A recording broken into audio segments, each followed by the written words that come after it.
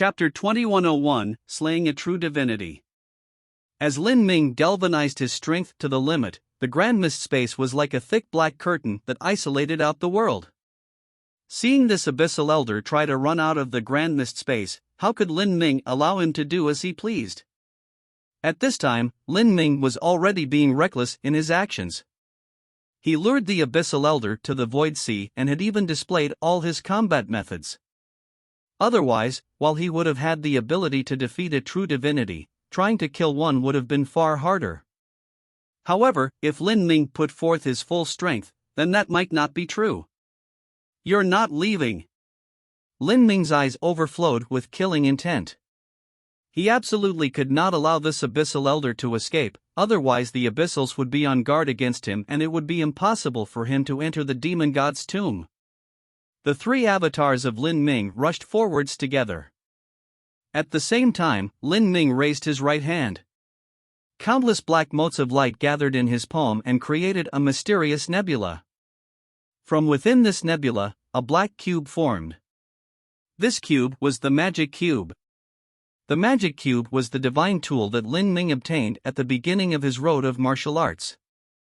At the start, he was only barely able to utilize the tiniest soul fragments within the Magic Cube. Slowly, he learned to control the Magic Cube, using it to passively defend or even search for information. And now Lin Ming could finally take out the Magic Cube and use it as his own weapon, even in front of his enemies. The Magic Cube was the reason why Lin Ming dared to lure out a true divinity-level abyssal, the source of his confidence that he could strike down his opponent.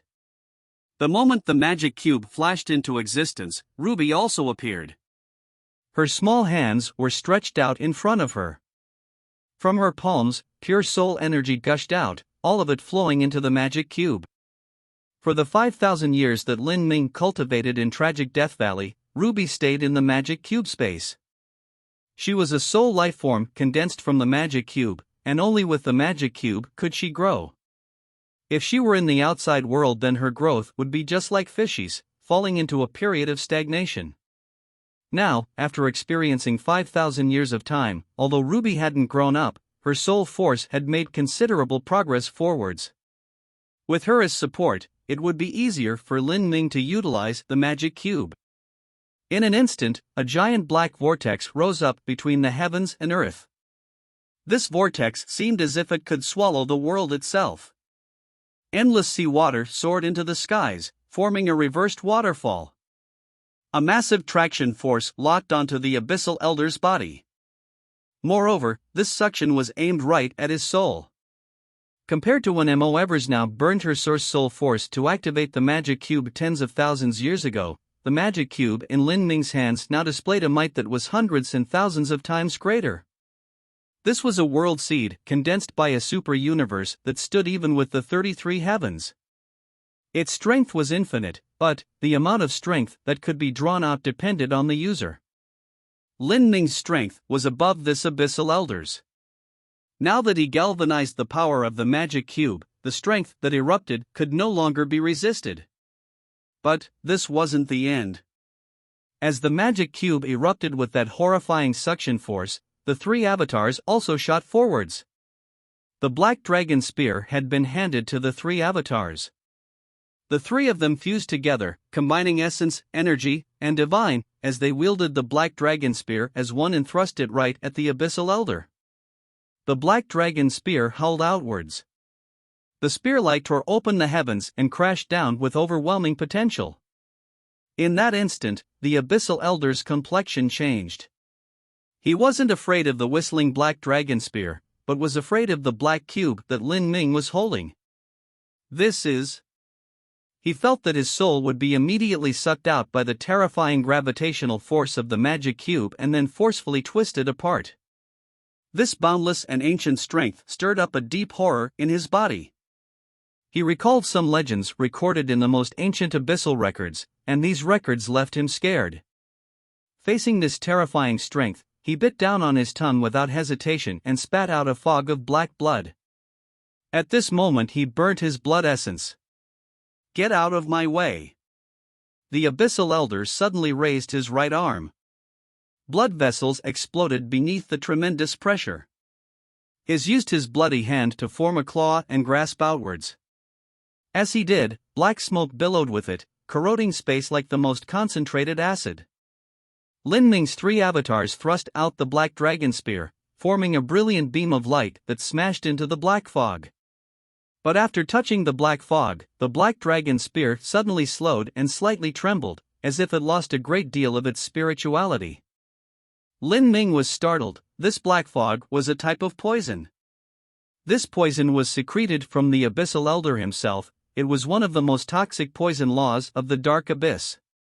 This poison could kill swaths of Empyreans. Even if a true divinity had a great deal of this poison enter their body, they would still lose half their life. The Abyssal Elder's eyes flashed with a grim light. Every drop of poison in his body was incredibly precious, and each was mixed with his blood essence. This was the condensed essence of his life.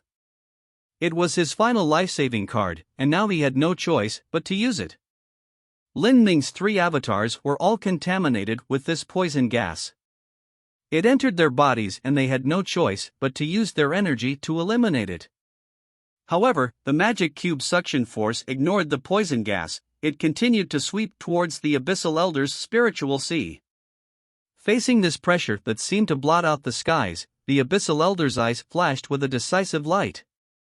Blood escape technique. Pang! The Abyssal Elder's blood vessels exploded as he spouted out a thick black fog of blood. This blood fog condensed into a phantom of the Abyssal Elder, and then this substitute phantom was sucked into the magic cube's vortex instead. And the Abyssal Elder took this chance while the substitute phantom was being sucked into the magic cube to erupt with sudden strength as he shot towards the edges of the Grand Mist space. To give up a soldier to save the general, he sacrificed 20% of his life essence to temporarily escape the magic cube. Open for me! The Abyssal Elder roared, his eyes blood red. He poured every ounce of his strength into his fists and pounded at the black curtain of the Grand Mist space. Bang! The Grand Mist space wildly shook and a massive impulse force coursed through it, reaching all the way from the skies to the seas. For a time, the surrounding sea for tens of thousands of miles began to surge like boiling water, wildly tumbling around. The Grand Mist space was torn apart. The exhausted Abyssal Elder desperately rushed out of the Grand Mist space. And at this time, whether it was Lin Ming or his avatars, all of them were behind him. He consumed far too much energy and was no longer capable of continuing to fight. As his heart filled with devastating hatred towards Lin Ming, he blew out more blood essence. He wanted to use the blood escape technique that would severely injure him again. But only the blood escape technique could instantly get rid himself of the magic cube suction force and also rid himself of Lin Ming's chase. As long as he could flee 10,000 miles away, he could calm himself and use a great void shift to leave the void sea and return to Black Sand City. Like this, he would be much safer. At the very least, he would be able to pass on news of what happened. However, the moment he broke open the Grand Mist space and was halfway through using his blood escape technique, his face suddenly froze. He could see that standing in space 100 feet away was a blue-clothed young woman. She was like a celestial maiden that stood above the world. As her dress floated about her, she grasped an ancient snakeskin sword that revealed no shine at all and cut downwards. This blue-clothed woman was Mo Eversnow. This sword strike contained her complete strength. In fact, Mo Eversnow had already gathered her potential earlier on. She stood outside the isolating Grand Mist space, waiting for this chance to bring her sword slicing down. Her strength was between that of a peak Empyrean and true divinity. Compared to the strength Lin Ming revealed when he killed the Black Sand City Lord with 2 moves, she was slightly weaker. But, with the help of this ancient sword in her hands, her strength could rise to a new level, allowing her to resist the all-out attacks of a lower true divinity for 3 moves. This ancient sword was the ancient God King's inheritance that Mo Eversnow had obtained. It possessed a marking of the ancient God King's remnant soul and its might was unfathomable. Mo Eversnow had been waiting for a weakened enemy and had a divine weapon helping her. As for the Abyssal Elder, he was already spent and his blood essence exhausted. The result of this collision was already set in stone. Chi-La. The Abyssal Elder's blood fog was sliced in half by Mo Eversnow's sword. Before his blood escape technique could be activated, it was already ended. And after the sword cut apart the Abyssal Elder's blood escape technique, it continued without slowing, slashing directly onto the Abyssal Elder's chest. His protective demon power was chopped apart and his scales burst open. Although the wound wasn't deep, the impact was massive. It sent the Abyssal Elder hurtling backwards. And behind him was the magic cube and its deadly vortex. At this time, Lin Ming would no longer give him any chances. Lin Ming poured out all of his strength. The power of divinity and demons connected in front of him, forming a yin-yang wheel. As for Ruby, her face was flushed red as she sent all her energy into the magic cube. The massive black vortex nearly shredded the Abyssal Elder's spiritual sea to pieces. Ah! The Abyssal Elder cried out. But at this time, Lin Ming's 3 avatars had already scattered the poison gas within them and were pouring their powers of essence, energy, and divine into the Black Dragon Spear. Whoosh! The Black Dragon Spear tore through the void, piercing through the Abyssal Elder's protections with unbelievable speed. Pang! The long spear passed through the Abyssal Elder's body, cutting through his heart and shooting out from his body without end. A rain of blood followed as a massive bowl-sized hole was left in the Abyssal Elder's body. And at this moment, the Abyssal Elder's heart was torn apart. Gotcha! The Abyssal Elder had lost all strength to resist and was no longer able to defend against the soul vortex stirred up by the magic cube. The Abyssal Elder's spiritual sea completely disintegrated and his soul was sucked into the black vortex. At this time, a true divinity-level Abyssal Elder had died. His corpse fell down and crashed into the sea, his eyes filled with lingering hate, panic, and unwillingness. The Black Dragon Spear flew back as if it had a mind of its own. It carried the Abyssal Elder's body up with it towards Lin Ming. Lin Ming waved his hand and the Abyssal Elder's spatial ring flew into his palm. Chapter 2102, The Wealth of a True Divinity Abyssal. When Lin Ming received the Abyssal Elder's spatial ring, he began to revolve the swallowing laws. A blood-red vortex formed and the Abyssal Elder's strength was constantly pulled out. A true divinity-level Abyssal simply had far too much strength. As Lin Ming pulled it out, most of the energy dissipated away. But what remained was actually the essence. Lin Ming used a quarter hour to pull out all of the Abyssal Elder's strength. The energy slowly gathered, finally forming a dark gray energy crystal.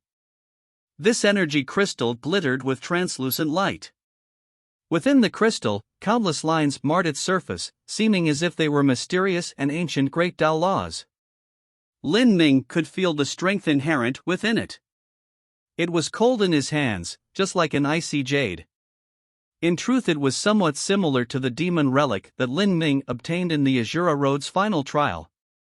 This crystal was formed from the most source essence energy within the Abyssal Elder. Grasping the energy crystal in his hand, Lin Ming took a deep breath. This was the first time he had struck down a true divinity. Once, a true divinity had been an unimaginably distant goal to Lin Ming. In the past, Lin Ming had been hunted down by a true divinity, but today, with Mo Eversnow's help and with the magic cube supporting him, he had finally accomplished a miracle and slain a true divinity. Lin Ming put away the Abyssal Elder's energy crystal. Then, he turned his hand and the Abyssal Elder's spatial ring appeared in his palm. A true divinity powerhouse absolutely had to have a great deal of wealth. Moreover, this Abyssal Elder originated from the Demon Association. For innumerable years, the Demon Association had engaged in all sorts of slave trade and their accumulated wealth had reached mind-boggling levels. Lin Ming swept through the spatial ring with his sense and sucked in a breath of cold air. A dimensional realm was sealed within this ring, and just the demon crystals accumulated within were gathered in dozens upon dozens of mountains. Compared to the demon crystals he used to buy up the slaves, that amount simply wasn't anything at all. Demon crystals were the cultivation resource used in the Dark Abyss and also the established currency. Whether it was Lin Ming using them or Mo Evers now funding the ancient god uprising, these demon crystals could play a significant role. What's inside? Mo Evers now happily asked as she flew over. Today, she had been able to assist Lin Ming in killing a true divinity-level abyssal. She was in an excellent mood. Lin Ming faintly smiled and threw the ring towards Mo Evers now. It's mostly demon crystals, there's not much else. Compared to the 33 heavens, the Dark Abyss has fewer mystic realms. This caused the Abyssal Elders' collection of items to be a bit sparser in variety. Of course, this so-called sparse in variety was relative to a true divinity-level standard. The truth was that the items contained within this ring were already astonishing. Besides a massive amount of demon crystals, there were also dozens of cultivation method jade slips. However, most of them were laws suited to abyssals, so their value wasn't too great. Outside the cultivation methods, there was also an internal pavilion of the Demon Association with dozens upon dozens of weapon racks placed within. These weapons were mostly Empyrean spirit treasures, with only 5 true divinity spirit treasures. Lin Ming chose a true divinity-level war halberd and then left the rest to Mo Evers now as rewards for the ancient god rebel army. Within the Abyssal Elders' spatial ring, there was also a medicine storage room. The pills inside were mostly blood pills specialized for abyssals. These pills had extremely potent and brutal properties, but to the abyssals that possessed formidable blood vitality, they were just right. However, to human martial artists and primal god race martial artists, there was actually a chance that their bodies wouldn't be able to withstand the medicinal efficacy and they would suffer a backlash. Lin Ming took less than half of these pills and gave the rest to Mo Evers now. After Lin Ming emptied the medicine storage room, he discovered that there was actually a box sealed with an array formation. This box was over 3 feet high and was made from neither metal nor jade. It seemed to be some kind of stone. The surface of the stone was covered in blood marks. Even with Lin Ming's sense, it was hard to penetrate through it. Lin Ming took the box and carefully opened it. Within it were rows of black crystals stacked up together. These black crystals seemed to swallow all light, and even space and time distorted around them. Lin Ming picked up a crystal. The crystals were only the arm of a baby's fist, but each one weighed 1,000,000 genes. Lin Ming's eyes brightened. These black crystals were top-grade demon crystals that possessed an extremely high-quality energy essence. These sorts of top-quality demon crystals could help a high-level abyssal make a breakthrough in their boundary, and were even beneficial to true divinity-level abyssals. However, they were extremely rare in number. Oftentimes it was difficult to find one even in an entire mine of demon crystals. It wasn't an exaggeration to say that this box of top-grade demon crystals was far more valuable than those dozens of demon crystal mountains. The energy contained in the demon crystals was used by abyssals.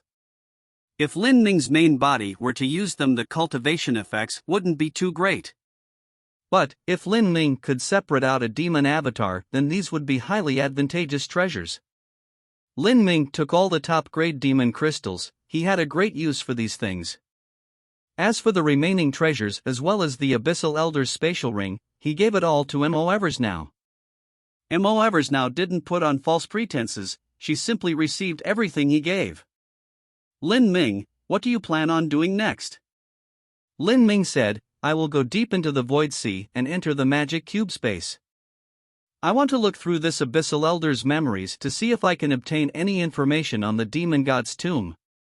Then, I will focus on breaking through the twofold Dao Palace and attack the late Empyrean realm at the same time.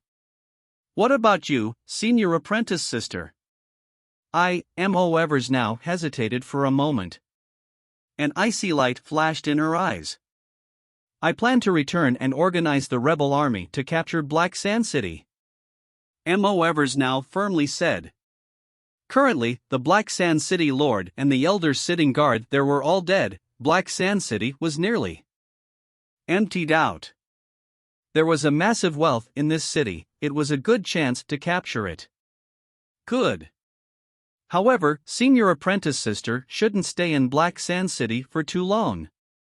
Even if the current Black Sand City has become empty, it won't take long for the Demon Association to respond and send over another true divinity level abyssal if they wish. I suggest that Senior Apprentice Sister lead an elite squad of 100, all of them top masters, and then withdraw after making a targeted strike. Like this, the danger will be reduced to a minimum. In the battle to capture Black Sand City, M.O. Evers now was more than enough. There was no need for Lin Ming to go, nor did he have the time to participate. His greatest goal in coming to the Dark Abyss was the Demon God's tomb.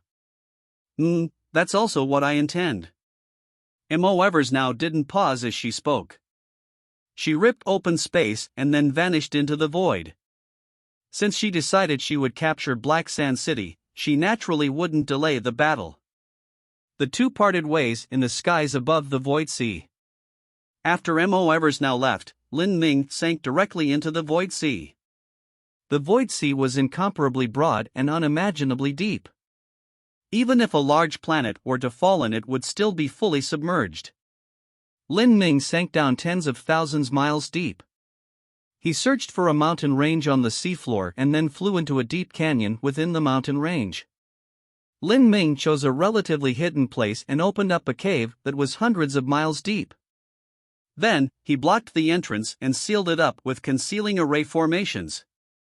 Next, Lin Ming took out the magic cube. He focused his thoughts and rapidly entered the magic cube space. Big Brother Lin. After Lin Ming entered the magic cube space, Ruby immediately welcomed him. Because she had consumed a great deal of soul force just now, her face was still flushed red. Lin Ming lovingly patted Ruby's head. For him to be able to smoothly and successfully kill a true divinity-level abyssal, Ruby had played a vital role. Presently, Ruby was growing stronger and stronger. Lin Ming suspected that 10 billion years ago, when the Immortal Sovereign held the magic cube, Ruby must have possessed an incredibly formidable strength. In addition to controlling the magic cube, it was hard to imagine just how great her combat strength was. However, because of that great war, she had been heavily wounded and thus lost her memories, becoming as she was now. Afterwards, she left the magic cube and her growth also stagnated. As for her memories, it was naturally impossible for them to return. As for Fishy, the energy life form born from the purple card, she was likely in a similar situation. In fact, Fishy was in a much worse situation than Ruby. When Ruby was in the Akashic Dream universe, she was able to retain a good portion of her abilities as an artifact spirit. However, Fishy's strength completely fell to that of a mortal standard. This was probably because she hadn't eaten violet sun crystals for a long time, causing her to lose all her strength. Thinking of Fishy, Lin Ming began to worry. Just where had Fishy gone? Chapter 2103, Opening the Seventh Dao Palace.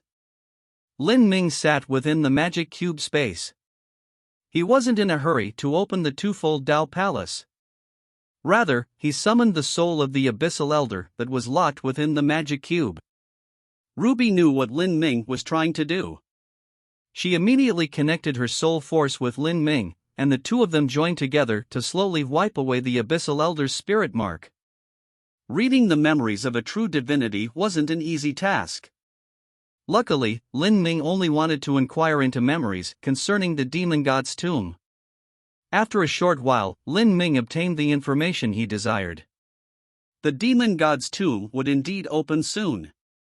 This was an extremely rare occurrence within the Dark Abyss. Every large influence would send out high-level abyssals to participate in this competition. To win, one would have a chance of becoming a totem-level abyssal. This was a lucky chance as high as the heavens. To lose, one would likely suffer a cruel death and be beyond all hope. In the legends of the Dark Abyss, only those who obtained the ceremonial rites books through lucky chances had the highest probability of passing the Abyssal Rituals test. However, there were simply far too few of these books. In the Abyssal Elder's memories, during this opening of the Demon God's tomb, there were only 2 ceremonial rites books in the entire Dark Abyss. But there was no such requirement to enter the Demon God's tomb. As long as those unfathomably strong old monsters of the Dark Abyss's several greatest influences joined together, they could open up the Demon God's tomb. At this time, as long as an influence had a certain degree of strength in the dark abyss, they would send out their higher abyssals to enter the demon god's tomb. The demon god's tomb possessed not only the abyssal ritual. It was also a top cultivation land, and those who entered could stumble upon the greatest advantages. Not only were there advantages to be found, but all sorts of hidden secrets locked in independent spaces. Moreover, those that entered were abyssal demons, beings known for their bloodthirstiness and cruelty. If there was one matter that was impossible to avoid, it would be murdering others to steal their possessions. Therefore, there was doomed to be a storm of blood and fury rising up in the demon god's tomb. But the abyssals, who were suited to the law of the jungle, had no intention of stopping this. In fact, they even tacitly consented to this sort of slaughter. The superior would survive and the weaklings would be washed out. This was survival of the fittest. In the dark abyss there was one absolute truth, that this was a world where strength reigned supreme. Amongst the many advantages to be found in the demon god's tomb, the greatest temptation was to become a totem-level abyssal. Other lucky chances simply weren't worth mentioning at all in comparison.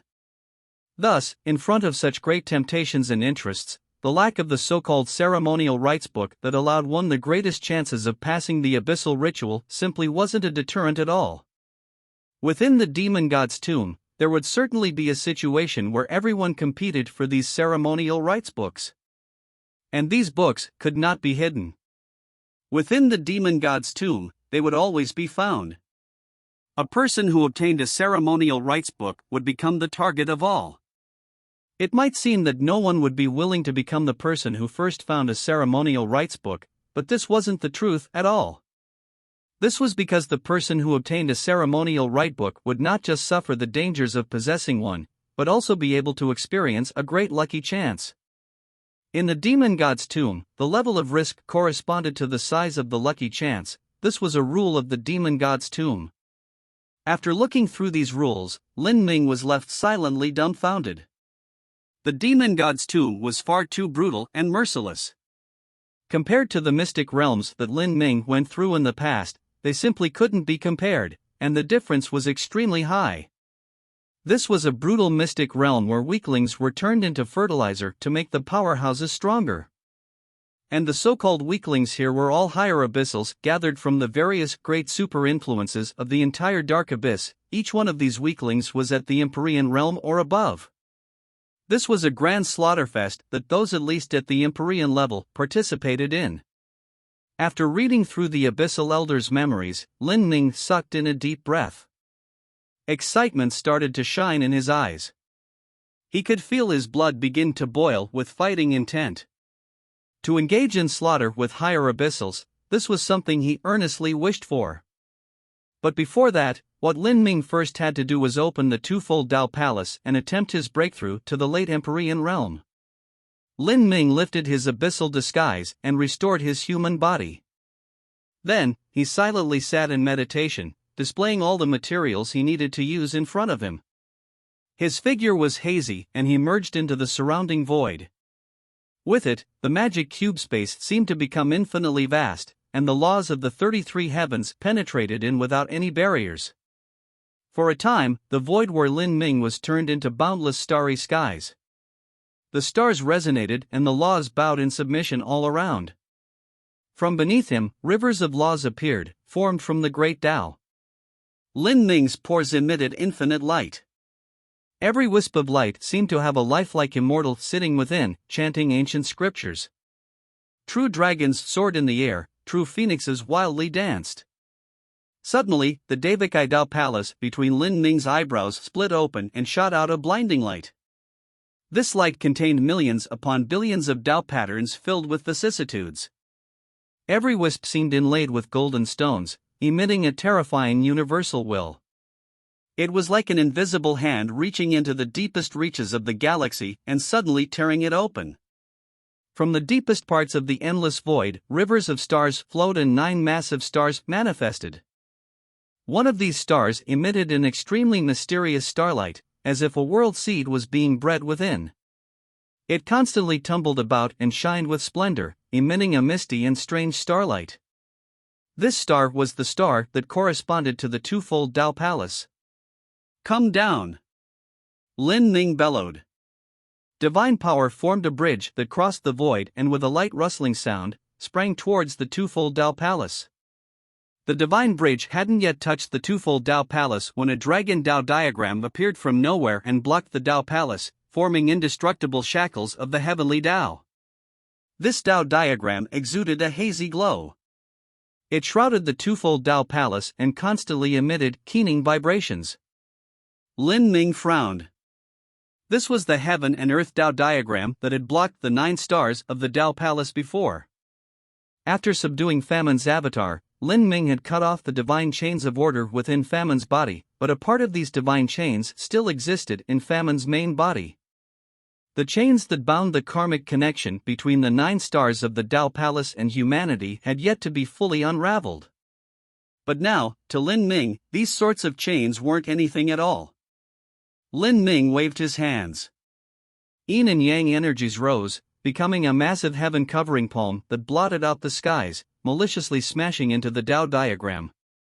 This Tao diagram exploded like glass beneath the impact. Lin Ming grasped that shining star and absorbed it into his hand. Wah! With a light sound, Lin Ming was wrapped in endless radiant power. He could feel a strange life forming in his body as waves of divine power pulsated. As if there was something trying to break out of a cocoon. Condense! Lin Ming roared. Beams of starlight drilled out from his body and started to flow around him and weave together. Not just that, but from the deepest parts of his soul, a part of his life's essence energy blended together with the starlight. Beside Lin Ming, endless strength gathered, twinkling, gradually taking human form similar to Lin Ming. And from this strange phantom, he could feel a sort of inexplicable intimacy, as if it blended with his flesh and blood. This was the body formed from the twofold Tao Palace using one's life essence energy as a foundation. It used the strength of the twofold Tao Palace and world laws to manifest. It was currently only a phantom. But like a seed that was just planted, what followed was the most important. Lin Ming took a deep breath and fell silent. He looked at this phantom formed of starlight and gripped his fists. Then, he revolved the power of demons within his body to the limit. At that time on his handsome face, things like black centipedes crept beneath his cheeks, sticking outwards. His appearance suddenly became fierce and hideous. Not just that, but his hands and feet, every inch of his body gushed out black gas. This black gas was the power of demons that was rooted in his body. As every wisp of the demon power leapt out from his body, it was like Lin Ming's flesh and blood was forcefully tearing itself off, causing a web of pain to course through his body. When the power of demons fused into Lin Ming's body, it was because he controlled Famine's soul that he was able to subdue it. But now that he was attempting to forcibly pull it out, the demon power was set off in a rage. Even though his body was more tenacious than a true divinity spirit treasure, it still started to erode and collapse beneath the power of demons. Still, faint traces of the power of demons was drawn out and poured into the phantom formed of starlight. This was originally a virtual phantom created by Lin Ming's life essence and starlight, and in the process of forming. With this massive power of demons integrated into it, the phantom became increasingly perfect.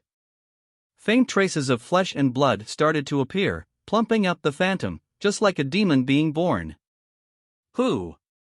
With a flicker, blazing black flames appeared in the void of the phantom's eyes.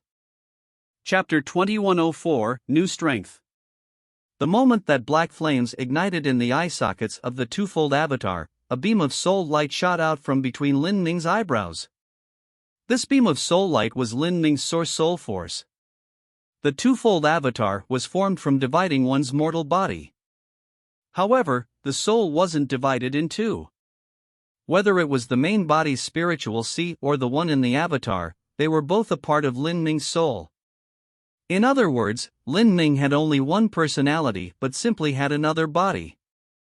If Lin Ming were to lose this avatar, then he would lose not just his source blood vitality but also a part of his soul that he kept in the avatar. At that time, Lin Ming's strength would rapidly drop down and even his spiritual sea would suffer catastrophic damage. This was something that Lin Ming absolutely would not be able to withstand. At this time, the giant soul of famine resided within Lin Ming's massive spiritual sea, locked down by countless soul chains. After being refined for over 5,000 years in tragic Death Valley, Famine's soul had long since been forged into an independent consciousness by Lin Ming. Lin Ming's source soul force had already condensed into countless soul seals that marked Famine's soul. Now, even without the shackles of these soul chains, Lin Ming could still make use of Famine's soul. Divide. Lin Ming's eyes flashed with a sharp light. In the skies above Famine's soul, a divine soul sword appeared. As this divine soul sword came cutting down, it was like a bolt of divine lightning thundering down from the heavens. Sheila. Famine's soul was split in half by this sword. In that moment Lin Ming also paled. As for the separated part of Famine's soul, it was poured into the demon avatar. The moment Famine's soul entered the demon avatar, his body suddenly shook and his complexion became increasingly ugly. And then, the newly born demon avatar's figure became increasingly illusory. Blood vessels rose up over its body like worms, making it seem hideously fierce. Pang! Blood vessels exploded. The demon avatar's expression twisted as the power of demons surged within it, nearly exploding from its body.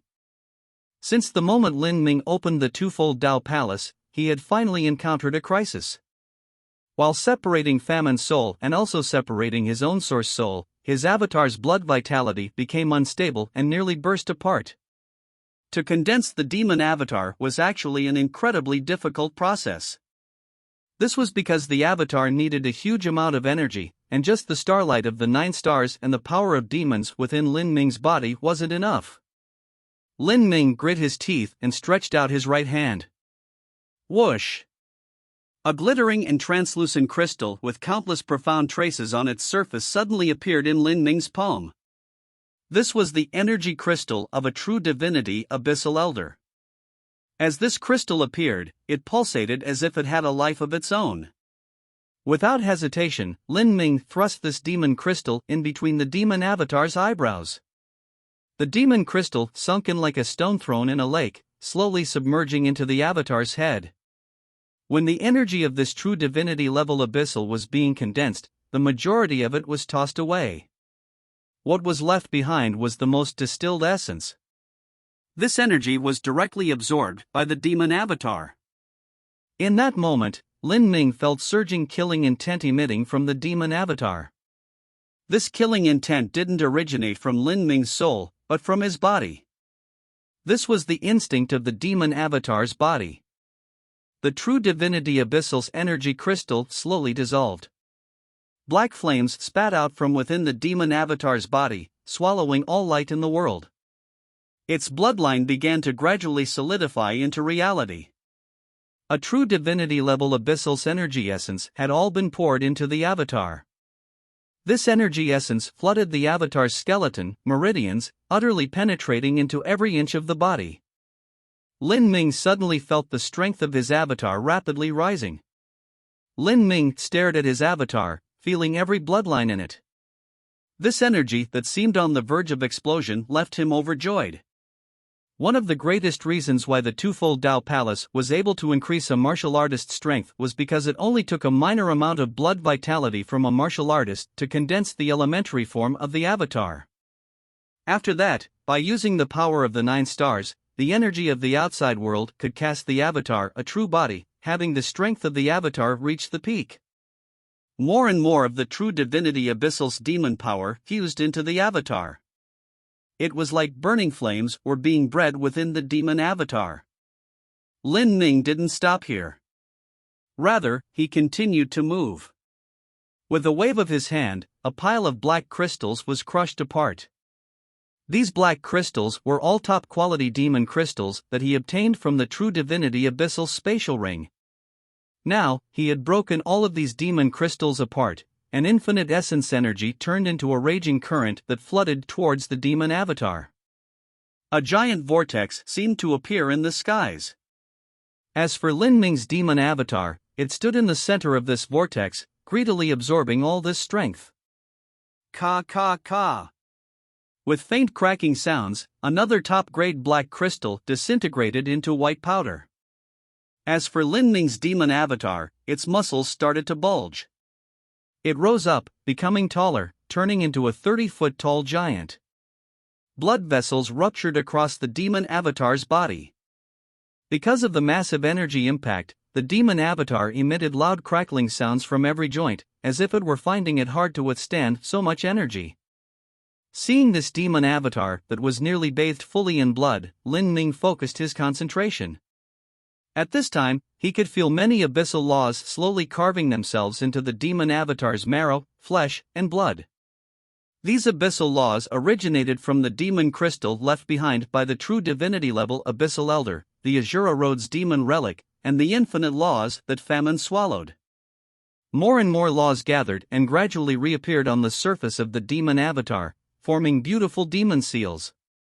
And at this time, the demon avatar's strength had been compressed to the extreme. Lin Ming waved his hand a third time and dozens of blood pills flew out. These blood pills were all broken apart by Lin Ming using the power of divinity. The pure blood vitality contained in these pills transformed into blood dragons that clawed at the air and then shot into the demon avatar's mouth. These blood pills came from the true divinity abyssal elder that Lin Ming killed. They were treasures that were greatly beneficial to an abyssal and could even enhance an abyssal's boundary. Now, they were all used to benefit Lin Ming. After killing that true divinity abyssal, Lin Ming could be said to have utilized the abyssal's treasures to the limit.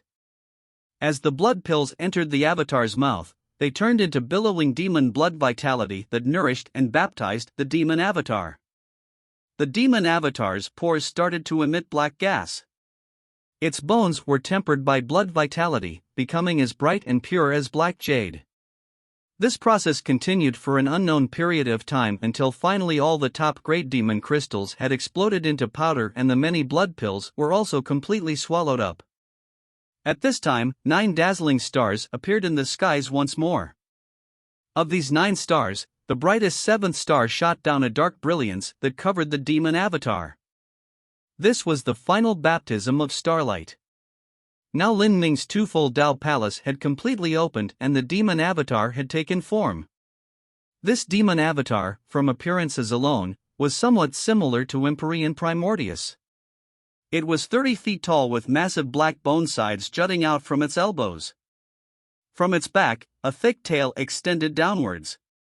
Its entire body was covered in bone armor as hard as a true divinity spirit treasure. Compared to Empyrean Primordius, this demon avatar's bone armor had even more demon seals condensed on its surface. These demon seals were ancient and delicate, possessing a natural beauty that faintly exuded mysterious laws.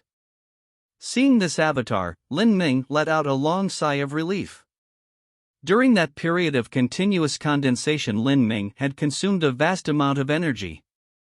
Because he had to maintain perfect control over everything, he had to overdrawn his soul force.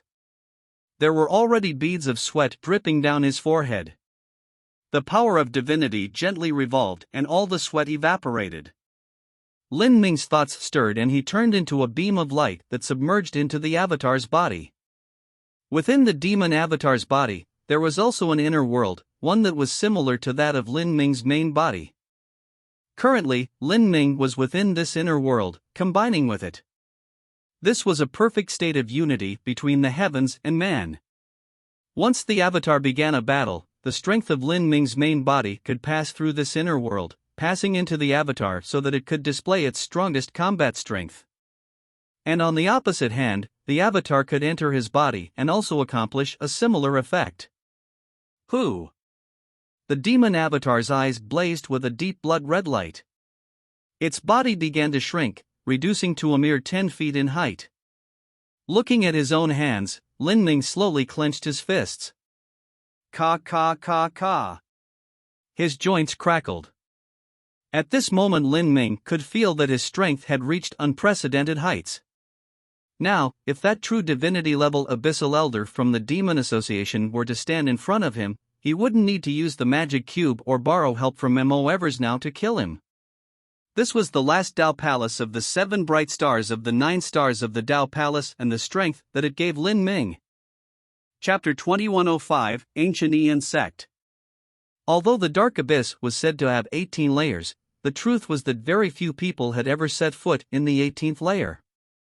This was a forbidden land of the Dark Abyss. In normal situations, only a few ancient sects would decide to go into the 18th layer to undergo some dark rituals or establish large-scale array formations. But sometimes there would be true divinity-level abyssals that would enter the 18th layer to go into seclusion and complete a breakthrough. As for other situations, the Dark Abyss's 18th layer was nearly sealed off. The demon god's tomb was located in the 18th layer of the abyss. The day of the demon god's tomb opening approached. And at this moment, in the layer above the 18th layer, the 17th layer where all the various large influences of the Dark Abyss were headquartered, they had already started aggressively making preparations for the demon god's tomb. Now, in the entire Dark Abyss, there were only 2 ceremonial rites books. It was far too small a number. Only when a totem-level abyssal died would a new ceremonial rites book be born. Moreover, some of them had been long since lost to time. When the demon god's tomb opened, a massive number of higher abyssals would enter.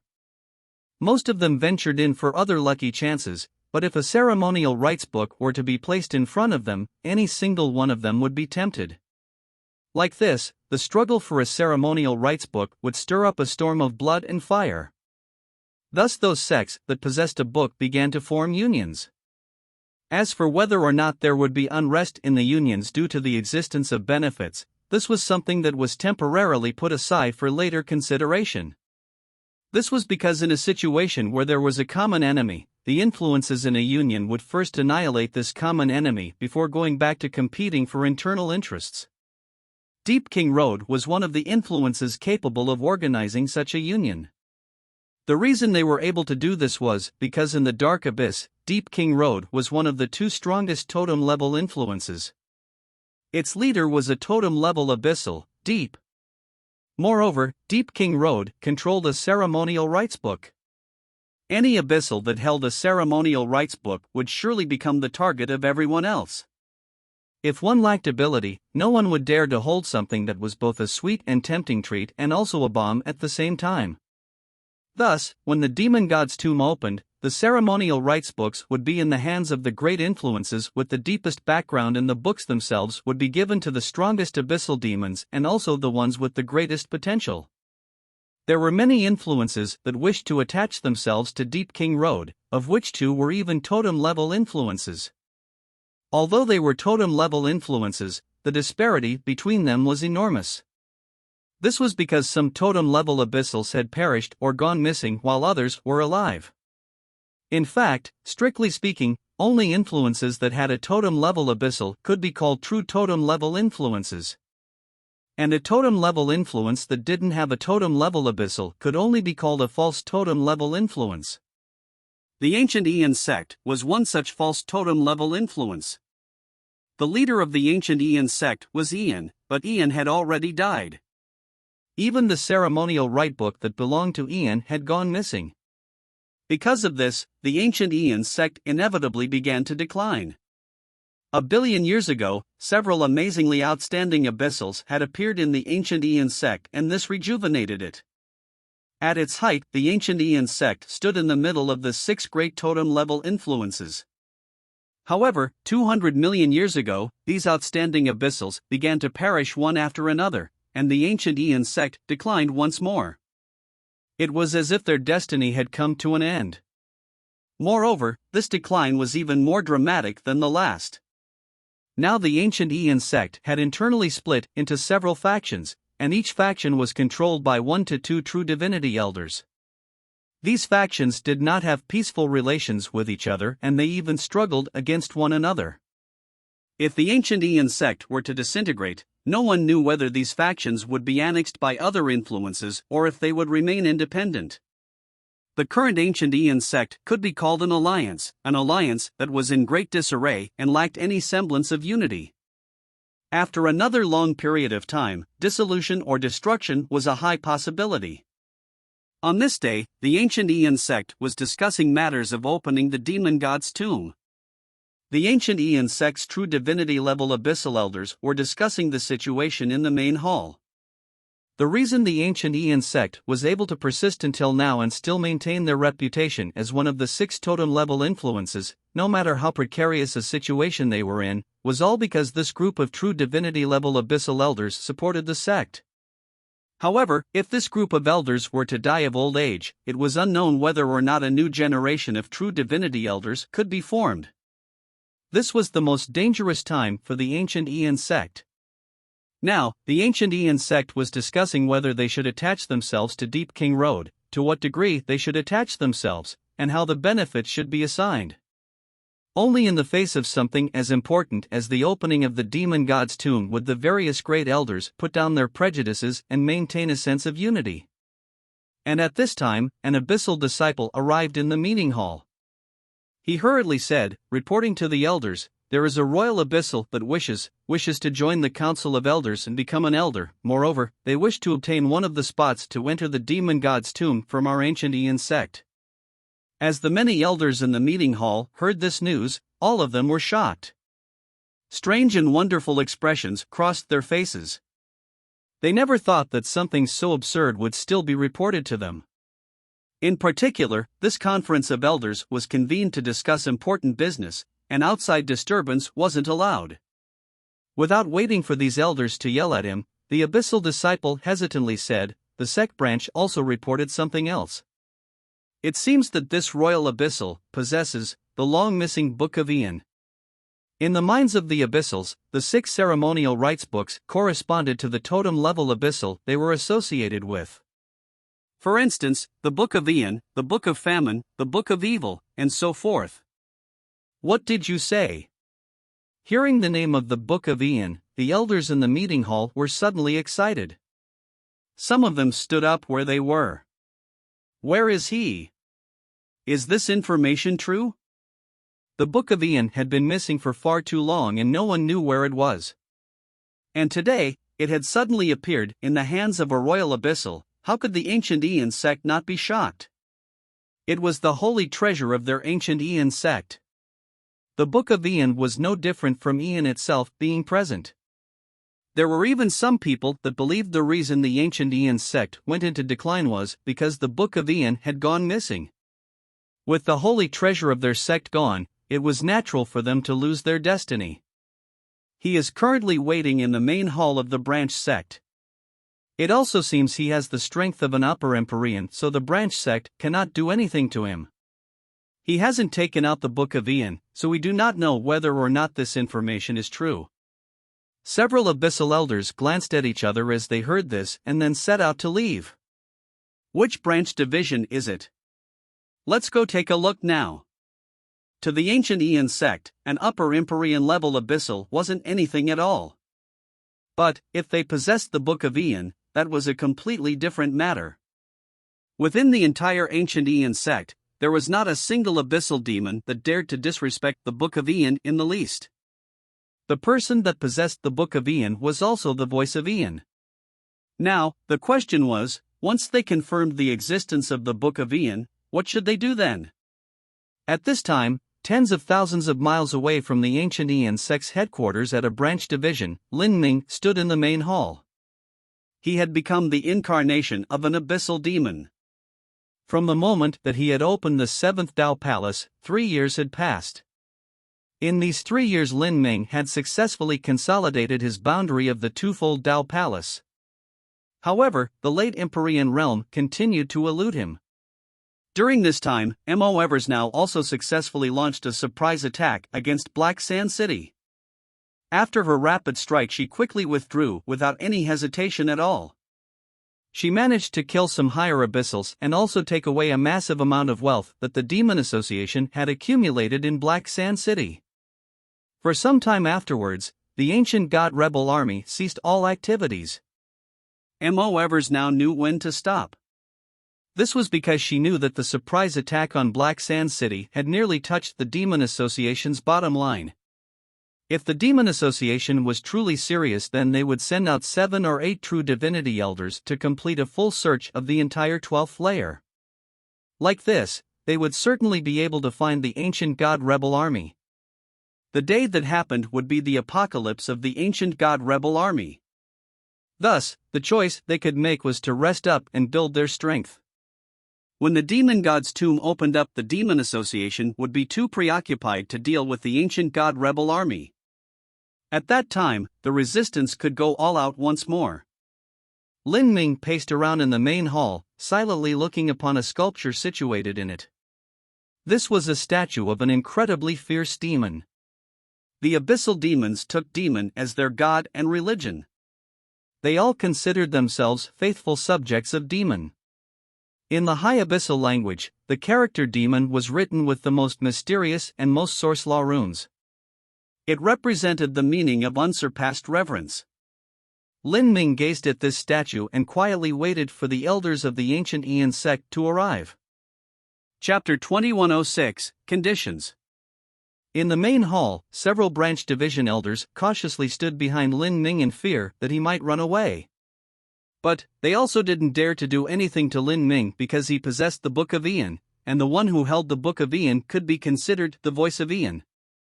Not just that, but Lin Ming's cultivation wasn't low at all. At the very least, it was above theirs.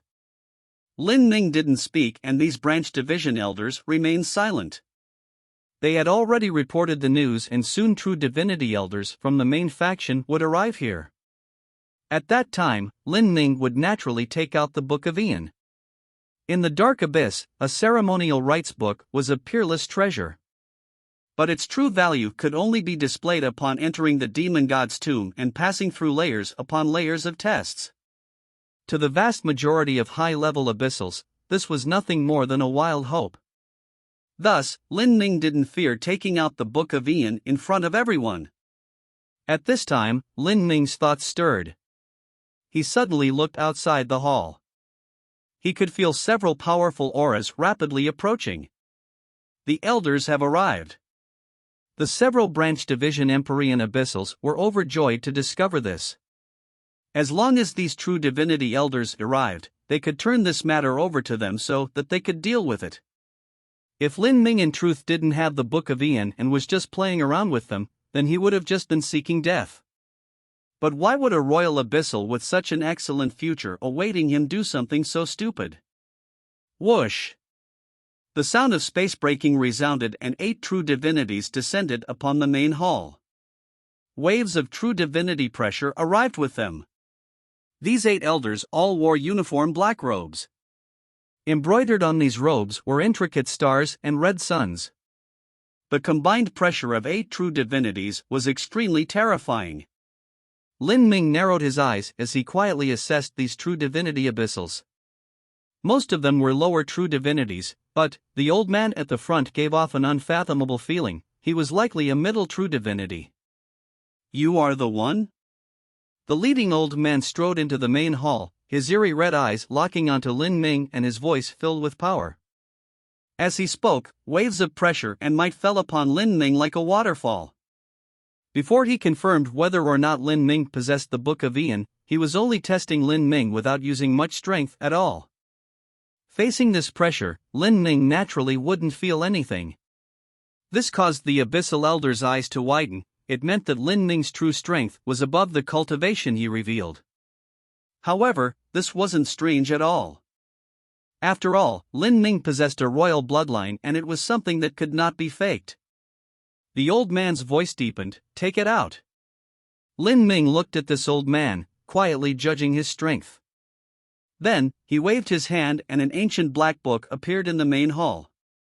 As this ancient book appeared, the surrounding abyssal laws were energized, emitting faint calls as if countless demons were calling out to it. Upon seeing this, the eyes of all the true divinity elders shined. The Book of Ian. It really is.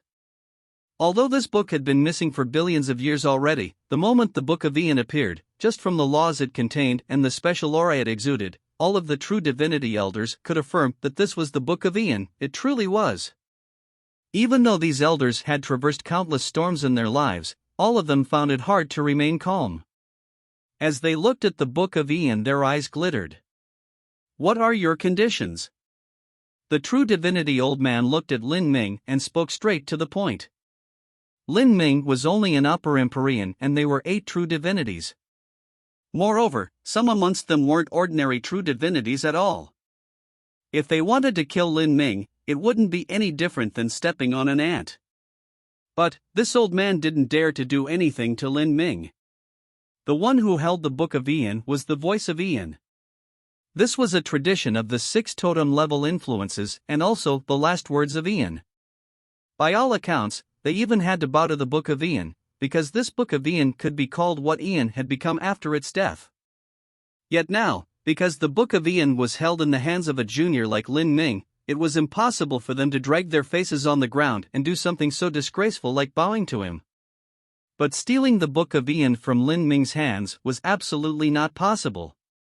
Even if they could keep it a secret so that no one else knew, they still wouldn't do something like this. In regards to this, the credibility of their sect was secondary. What truly mattered were the words with the Book of Ian, that is Ian in person. These words were not just some rule or tradition, but also the totem level abyssal's last words, and these words were likely connected to the destiny of their sect. You said that you wanted to join our ancient Ian sect's council of elders? And you also wanted to obtain one of the ancient Ian sect's spots to enter the demon god's tomb? Another old man asked, looking at Lin Ming. Amongst the ancient Ian sect's council of elders, this old man's strength was second only to the middle true divinity elder. He should have possessed a peak lower true divinity cultivation. In truth, the ancient Ian sect's elders had discussed before now that if Lin Ming truly insisted on joining the council of elders, this wasn't impossible. Generally speaking, a member of the council of elders required a true divinity level cultivation. Lin Ming was likely at the upper Empyrean realm, far from reaching that level. And the key point here was that he clearly didn't originate from the ancient Ian sect. If Lin Ming became a part of the council of elders, they certainly wouldn't be happy about that. But to exchange a mere position on the council of elders for the Book of Ian, this trade was far too worth it. Moreover, even amongst the council of elders, the various members had different levels of authority. To just come up with a position for Lin Ming and have him occupy a useless seat wouldn't be difficult at all. As for Lin Ming wishing to obtain one of the ancient Ian sect's spots to enter the demon god's tomb, they could also satisfy this requirement. Although these spots were precious, their ancient Ian sect could still afford one. At that time, whether Lin Ming lived or died inside, none of that would be their business. In fact, if Lin Ming died, it would be better for them. With his death, all their troubles would end, and they would be freed from future worries. Lin Ming lightly said, "I don't have much interest in becoming an elder of the ancient Ian sect. It's only that I heard that after becoming an elder, I will be able to meditate upon the abyssal laws and demon crystal left behind when Ian died. In addition, if I were to enter the demon god's tomb through your ancient Ian sect, I would need further details, for instance, any maps of the demon god's tomb. I believe you should have these things." The 2 further specified conditions that Lin Ming listed were from the information that he obtained from the Demon Association's True Divinity Abyssal Elder that he killed. The terrain of the demon god's tomb and the array formations within were highly complex. Moreover, it would change upon each entry. In order to obtain the greatest lucky chances, one would need maps. As the 6 totem level sects, after a long period of slowly feeling their way through, they had slowly grasped the rules by which the terrain and array formations within the demon god's tomb changed. Every time the demon god's tomb opened, they could use these rules and create a jade slip map. After reading, it would be immediately destroyed. 2 of the reasons Lin Ming came to the ancient Ian sect were because he wanted one of their spots to enter the demon god's tomb and because of their maps. But neither of these were the main reason. The most important reason was that after the Book of Ian entered the demon god's tomb, it would be impossible to conceal. If he were to disguise himself as a disciple of a large sect and secretly mix into the troop that entered the demon god's tomb, then once the demon god's tomb opened and the Book of Ian suddenly responded out of nowhere, the reaction that would occur afterwards would be far too exciting, even for him. An ordinary disciple with a questionable status had obtained the Book of Ian and tried to infiltrate into the demon god's tomb. This sort of matter would inevitably set off a great disturbance. It was likely that before he could enter the demon god's tomb, he would already be surrounded by others. Thus, Lin Ming might as well go through the ancient Ian sect and openly and honestly enter the demon god's tomb. Hearing so many requests from Lin Ming, the lead great elder's face darkened. In particular, he didn't feel happy at all when Lin Ming said he didn't have much interest in becoming an elder of their sect. It had to be known that even though the ancient Ian sect had declined, they were still officially one of the 6 great totem-level influences. It was simply impossible for common influences to stand side by side with them. And when did their ancient Ian sect receive Empyrean-level elders? Even a true divinity would have to have their background verified, ensuring that they didn't harbor dark intentions before they could join the Council of Elders. Now, an upper Empyrean like Lin Ming actually said he had no interest in becoming an elder and was only interested in the ancient Ian sect's inheritance laws. This naturally caused the elders of the ancient Ian sect to be unhappy. The laws can be perceived by you for 3 days, and the amount you can perceive will be your own situation. As for entering the demon god's tomb, a spot can also be given to you. Now, hand over the Book of Ian, the great elder said, his voice icy. However, when Lin Ming heard these words, not only did he not hand over the Book of Ian, he instead directly placed it back into his inner world. Chapter 2107, Compromise. What is the meaning of this? Seeing Lin Ming put away the Book of Ian, the complexions of the ancient Ian sect's elders turned icy dark. I seem to have never said I would give the Book of Ian to the ancient Ian sect, right? Lin Ming confidently stated. The ceremonial rites books are obtained by those who find their lucky chances. In the Dark Abyss, there also seems to be a legend that is spread out, that abyssals who obtain such a book will have an even greater chance to pass the test of the abyssal ritual. As Lin Ming spoke these words, the great elder's eyes narrowed. He stared at Lin Ming for a long time and then quietly said, "Could it be that you want to take the Book of Ian and enter the demon god's tomb?" Yes. As this word fell upon the ears of the Council of Elders, their complexions turned as dark as night. The Book of Ian had finally returned to the ancient Ian sect after so many hurdles, so how could they possibly allow a junior to take it away? As for bringing it into the demon god's tomb, if he entered the demon god's tomb with just an upper Empyrean cultivation, wasn't that the same as tossing a meat dumpling into a pack of dogs and giving away the Book of Ian to others? They originally thought that Lin Ming had brought the Book of Ian back to the ancient Ian sect to exchange it for certain conditions, and that because of the traditions of totem-level influences, as long as his requests weren't too outrageous then they would have agreed. But they never thought that Lin Ming would have these sorts of thoughts instead. The truth was that out of the 8 ancient Ian sect elders present, most of their thoughts were that after obtaining the Book of Ian they would then quietly hide it away, and even after the demon god's tomb had been open for a long time they still wouldn't publicly announce that the Book of Ian had been returned to their sect. They believed that even if one of their people brought the Book of Ian into the demon god's tomb, the chances of them obtaining the inheritance upon their bodies was slim to none. The likely result was that the Book of Ian would be stolen away by others and their people would lose their lives. But if they were to hide away the Book of Ian, conserving their strength until the demon god's tomb next opened, then perhaps the Book of Ian could find a better use. However, there were 3 young elders who didn't have such thoughts. Although they had just entered the true divinity realm, they were still young and their potential was relatively great. They each faintly believed that they had hopes of passing the abyssal rituals test. As for the next time the demon god's tomb opened, that was far too distant an event. They would be old by then and their potential would have diminished. The chances of them passing the abyssal ritual would be 0. In other words, this opening of the demon god's tomb was their only chance. The temptation of becoming a totem-level abyssal was simply far too great, so great that they couldn't resist it. At this time, as the 3 young elders looked at Lin Ming, their eyes shined with a strange and avaricious light. "Just what nonsense are you speaking?" The great elder suddenly shouted, finally becoming angry. Lin Ming came to their ancient Ian sect and wanted not just a spot in the demon god's tomb but also a map as well as the laws and demon crystal left behind by Ian after it died. He wanted all of that, but also wanted to bring the Book of Ian into the demon god's tomb. He didn't offer anything in return, but wanted everyone to hand all the benefits to him. Just where in the world would there be such a good deed? However, facing the great elder's icy words, Lin Ming remained calm. He said, "You can't actually believe that a mere map and entry spot to the demon god's tomb is enough to trade for the Book of Ian.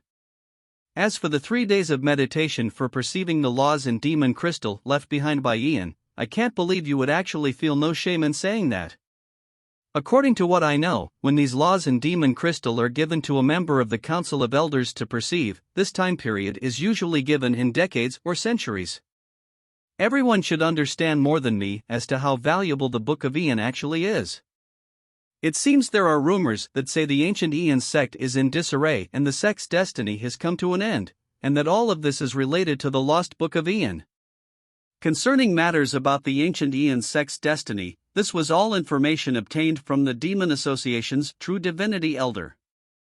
This sounded a bit superstitious, but when one truly thought about it, it was actually quite true. This was because the existence of the 6 great totem-level influences wasn't formed by a pack of abyssal demons gathering together and clapping their thighs. Rather, these totem-level influences were born. Each one corresponded to one of the 6 totem-level abyssals. One totem-level abyssal to one totem-level influence, no more and no less. Although some totem-level influences had lost their totem-level abyssal who led them, and could even be said to be in decline because of this, they at least still possessed their ceremonial rites books. With the ceremonial rites books present, there were few influences willing to provoke them. This was because no one could guarantee that there wouldn't be a day when some higher abyssal with a horrifying degree of talent would use this ceremonial rites book to pass the abyssal ritual and become a new totem-level abyssal demon. Like this, that declining totem-level influence would bow to this new totem-level abyssal and take them as their ruler. Once this occurred, beneath the command of the new ruler, this totem-level influence would surely come and seek out payment for all old debts. The influences that once coveted their power in the past would be punished and their entire sects might be exterminated. Because of this, the majority of influences weren't willing to take such a risk to offend a massive colossus that had an extremely deep background and wasn't too weak to begin with. However, the ancient Ian sect was different. They didn't have their ceremonial rites book. After Ian died, the Book of Ian appeared in the Dark Abyss for a period of time before going missing. Since then it had gone missing for billions of years. As time passed, more and more influences began to slowly believe that the Book of Ian would never be found again. If so, then the ancient Ian sect would never have a new totem-level abyssal leading them. And if there were only 5 totem-level abyssals left, why should there be 6 totem-level influences? During these years, the ancient Ian sect had accumulated an incalculable amount of wealth, rare cultivation methods, skills, blood pills, top-grade demon crystals. There was even the crystal left behind by Ian in the past. This would surely be something coveted by all others. This was also the reason why internal arguments broke out in the ancient Ian sect and numerous factions formed. The heart was always filled with worries. Some true divinity-level elders thought that if the ancient Ian sect really was annexed by some other influence someday, then the moment their sect was destroyed they could still take out their people and go somewhere far away, and not involve themselves in the ensuing chaos. So, regardless of what was done, the reappearance of the Book of Ian was a great occurrence for the ancient Ian sect. This was even true if it were taken away by someone else. This was because news would always spread out. Of course, if they could keep the book in the ancient Ian sect, then that would be even better. After listening to Lin Ming poke at the ancient Ian sect's sore spot, several of the elders felt their hearts skip a beat. But they couldn't help but acknowledge that what Lin Ming said was fact. In terms of value, the Book of Ian might even be enough to trade for the laws and demon crystal left behind by Ian. The great elder didn't speak, only staring at Lin Ming. His gaze was as sharp as swords, as if he could pierce the void with his eyes. If an abyssal with insufficient strength were to be glared at by these eyes, then their soul would be pierced. Lin Ming confidently returned the great elder's stare. He continued to say, let's draw back 10,000 steps. Even if I brought the Book of Ian into the demon god's tomb and it was taken away by someone, news of this would still spread out, and that would be an advantage for your ancient Ian sect. This is worth far more than those little things I want. Moreover, the one who holds the Book of Ian is the same as Ian itself, being present, and even possesses the authority to command the ancient Ian sect. You should not forget the traditions of a totem-level influence. Lin Ming had already placed the Book of Ian back into his inner world. If these elders didn't kill him, then they couldn't obtain the Book of Ian. But killing Lin Ming was something that these elders didn't dare to do. The great elder's lips twitched. Then, he smiled and said, if that's the case, then we shall discuss matters concerning the Book of Ian later. We shall first return to the main faction for the time being.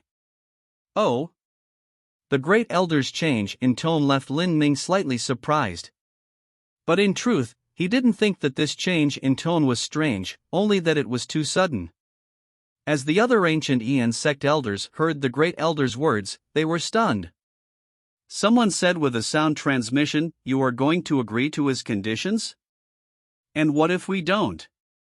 The great elder rhetorically asked the other elders as he looked them in the eyes. The other elders were left at a loss for words. We shall return first and discuss this later. As the great elder spoke, he flew away.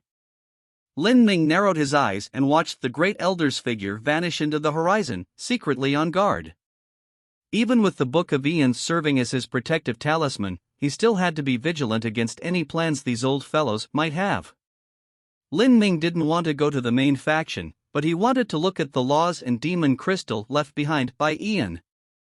These were things that would be highly useful to Lin Ming. Since he grasped the Book of Ian, he would naturally have to go through Ian's abyssal ritual. If he could have his demon avatar perceive Ian's laws ahead of time, then even if he didn't fully understand them, it would still be beneficial.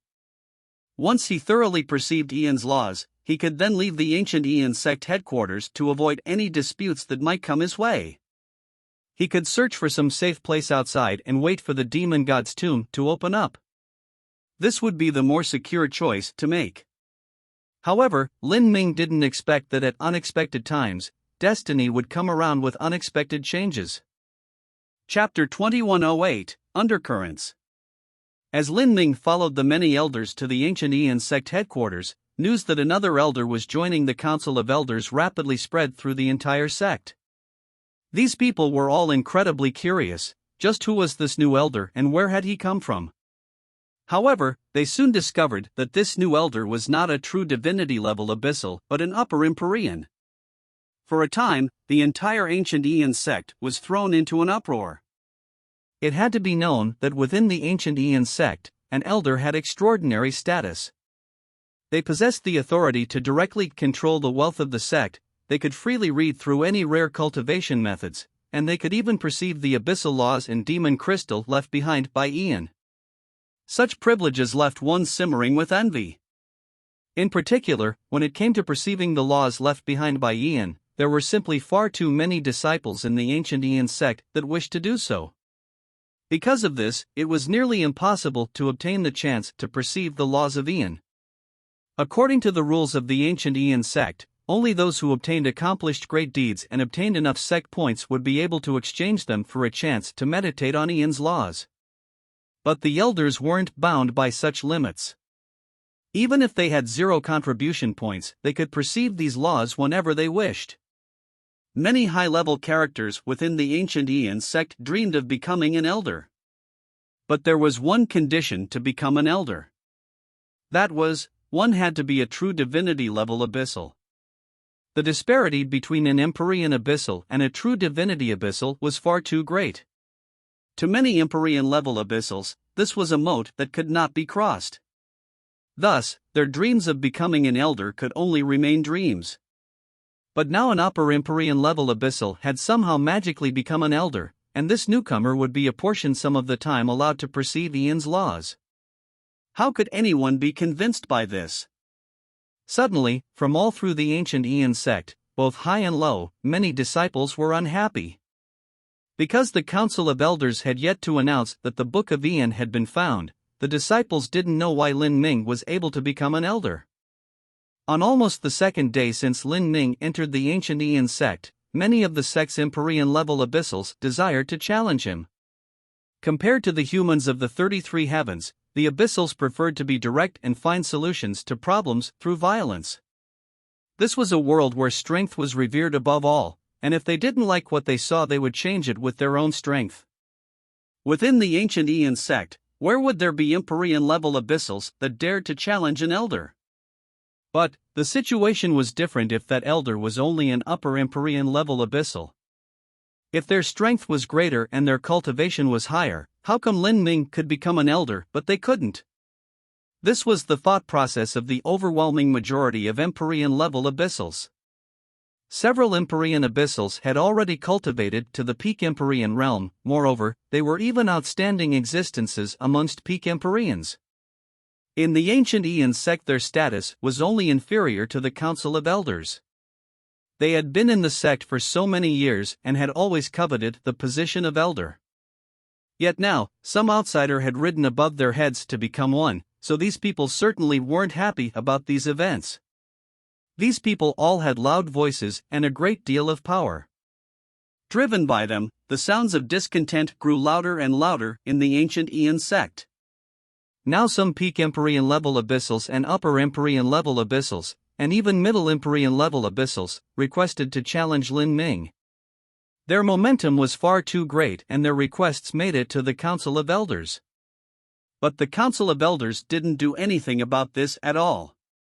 They had no obligation to help Lin Ming in this matter, and as they saw this situation, some of them even gloated over it. If one wished to become an elder with an upper Empyrean cultivation, then they would naturally have to face the troubles that followed it. If Lin Ming were to walk through the ancient Ian sect in the future, one could expect that there would be higher abyssals challenging him from all corners. In truth, besides being able to examine some of the internal texts in the ancient Ian sect, Lin Ming's title as elder gave him no true power or prestige. However, Lin Ming had no plan to walk through the ancient Ian sect to begin with, and he simply turned a blind eye to all his challengers. As soon as he entered the ancient Ian sect, he went into seclusion and started to perceive the law crystal left behind by Ian. This left many Empyrean-level abyssals even more dissatisfied. They felt that Lin Ming was timid, scared of them.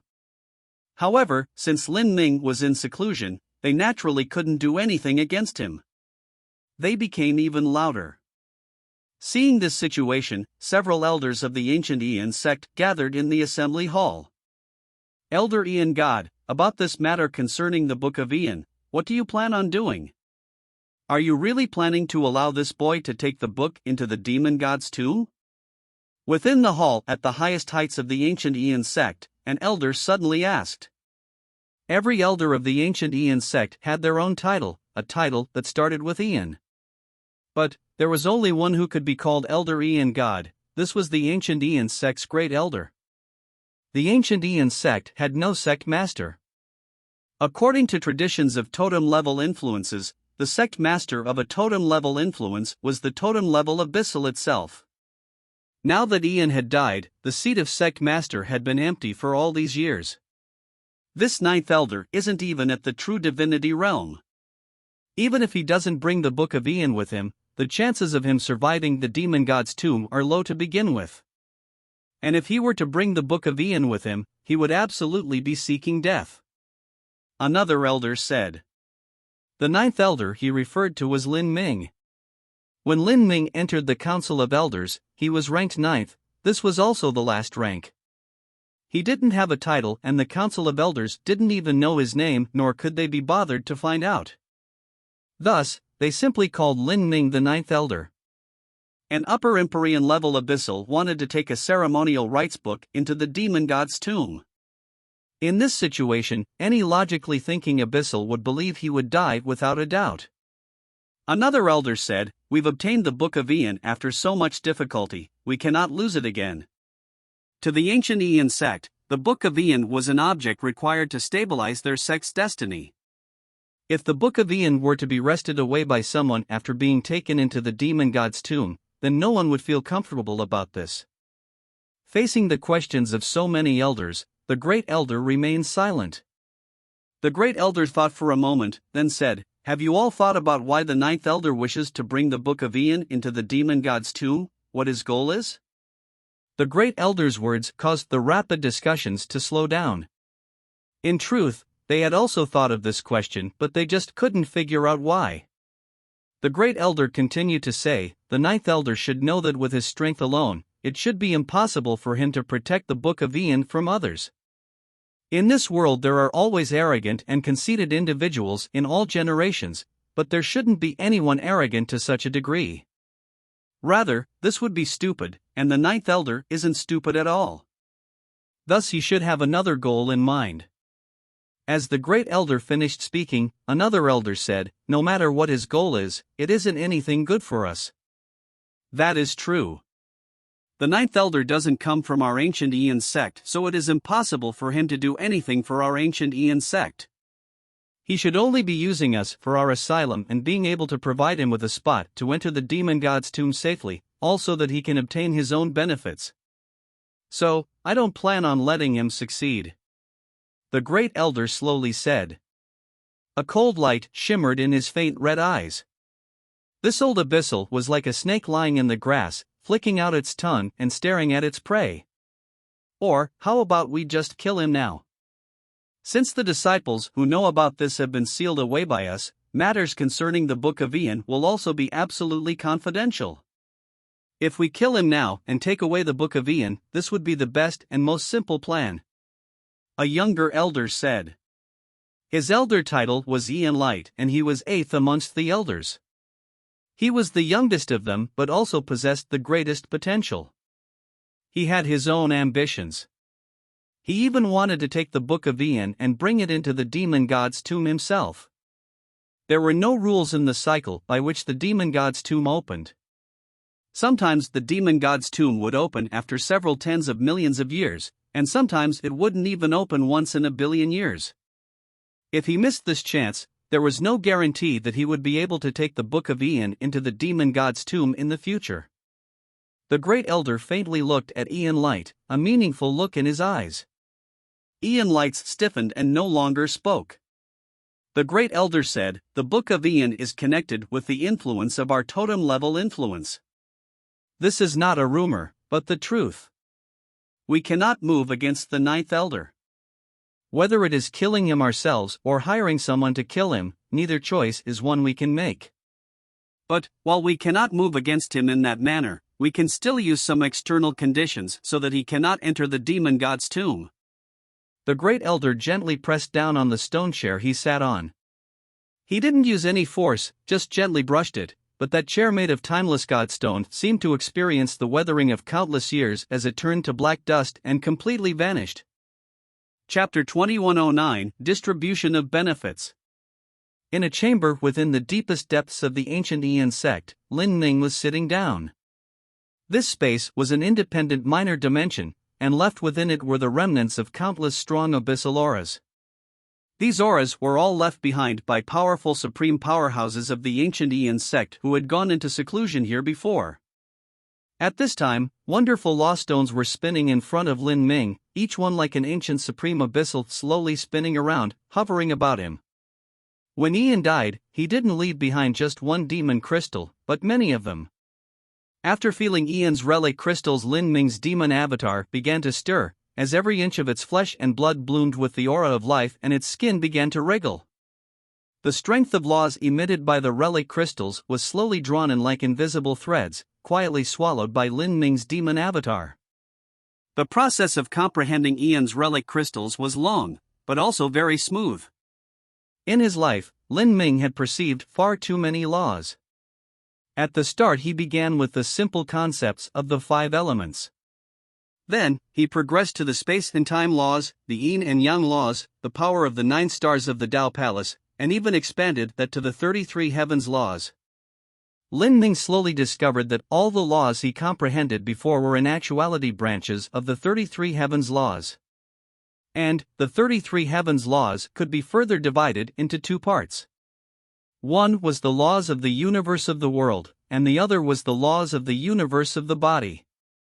For instance, the 9 divine shifts could be summed up as one kind of the world-universe laws. As for the 9 stars of the Tao Palace, that could be considered a kind of the body-universe laws. Lin Ming cultivated both the 9 divine shifts and the 9 stars of the Tao Palace to large success, and it was then that he saw that outline of the laws of the world-universe and the laws of the body-universe. These were the Heavenly Sutra and Holy Scripture, laws that were closest to the source of the Great Tao. However, it was only afterwards Lin Ming learned that although the 33 Heavens Great Tao was comprehensive and wide, it wasn't the only one in this world. In the Dark Abyss, the laws were not the same. These were laws that came from the Dark Abyss and totem-level abyssals.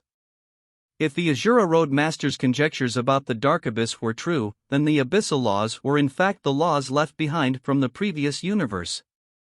The higher Lin Ming stood, the more he was able to see. And the more he experienced, the more he was able to further solidify his foundation so that he could climb higher up towards the peak of martial arts.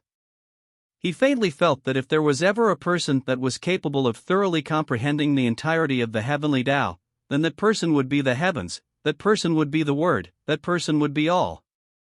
That was likely the so-called peak of martial arts. Time slowly passed. The demon avatar's induction with the relic crystals continued, and its understandings of Ian's laws became increasingly profound. At the same time, this avatar had a mysterious telepathic connection to Lin Ming. During the process of comprehension, Lin Ming also obtained many inspirations. After an unknown period of time, mystical runes began to appear on the skin, flesh, and blood of the demon avatar. These runes were like stars shining within the universe, with waves of strength from profound abyssal laws rippling all around them. As this strength of laws appeared around the demon avatar, the other abyssal auras in the chamber began to quiver, consciously avoiding the demon avatar as if they feared its existence. And at this time, a crystal in front of Lin Ming suddenly flashed and a voice spread into his mind. This caused Lin Ming to faintly frown. During this period of seclusion, he had been silently counting the passing of time. He knew that there was still half a year until the demon god's tomb opened, and according to his original calculations he would still need to go into seclusion for a period of time. But now the Council of Elders actually wished to summon him.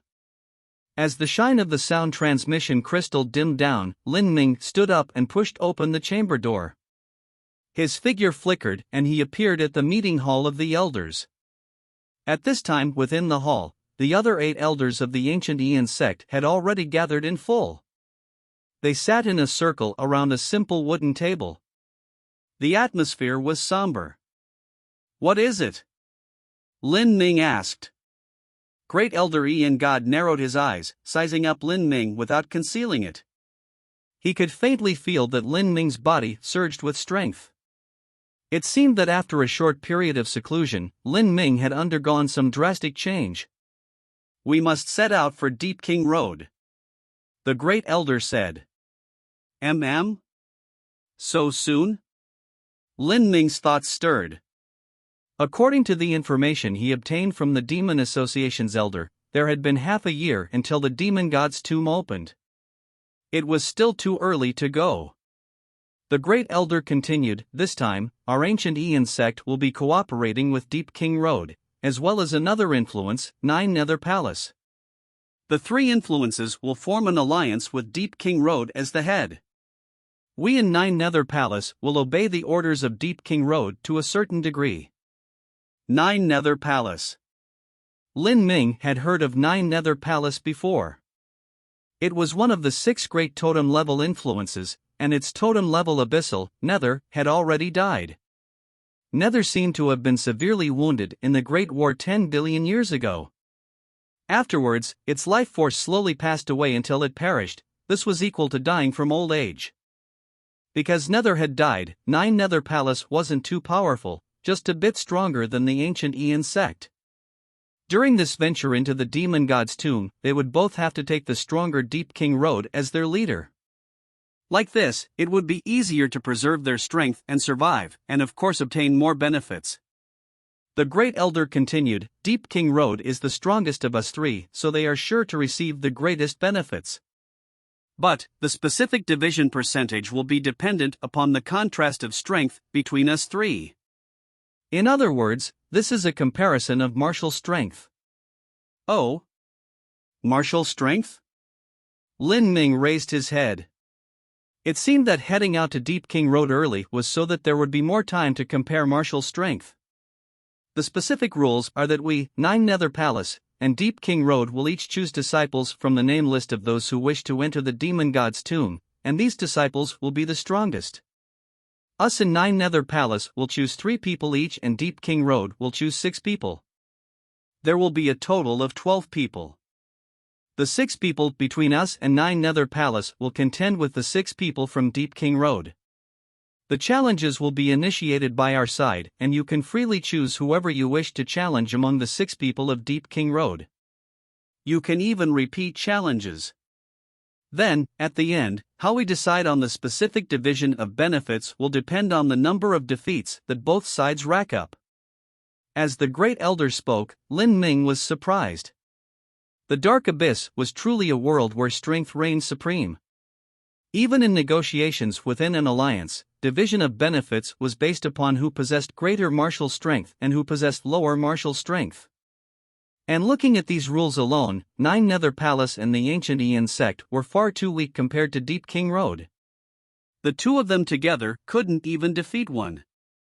Deep King Road allowed the Ancient Ian sect and Nine Nether Palace to initiate challenges, to freely challenge who they wish, and also to repeat challenges.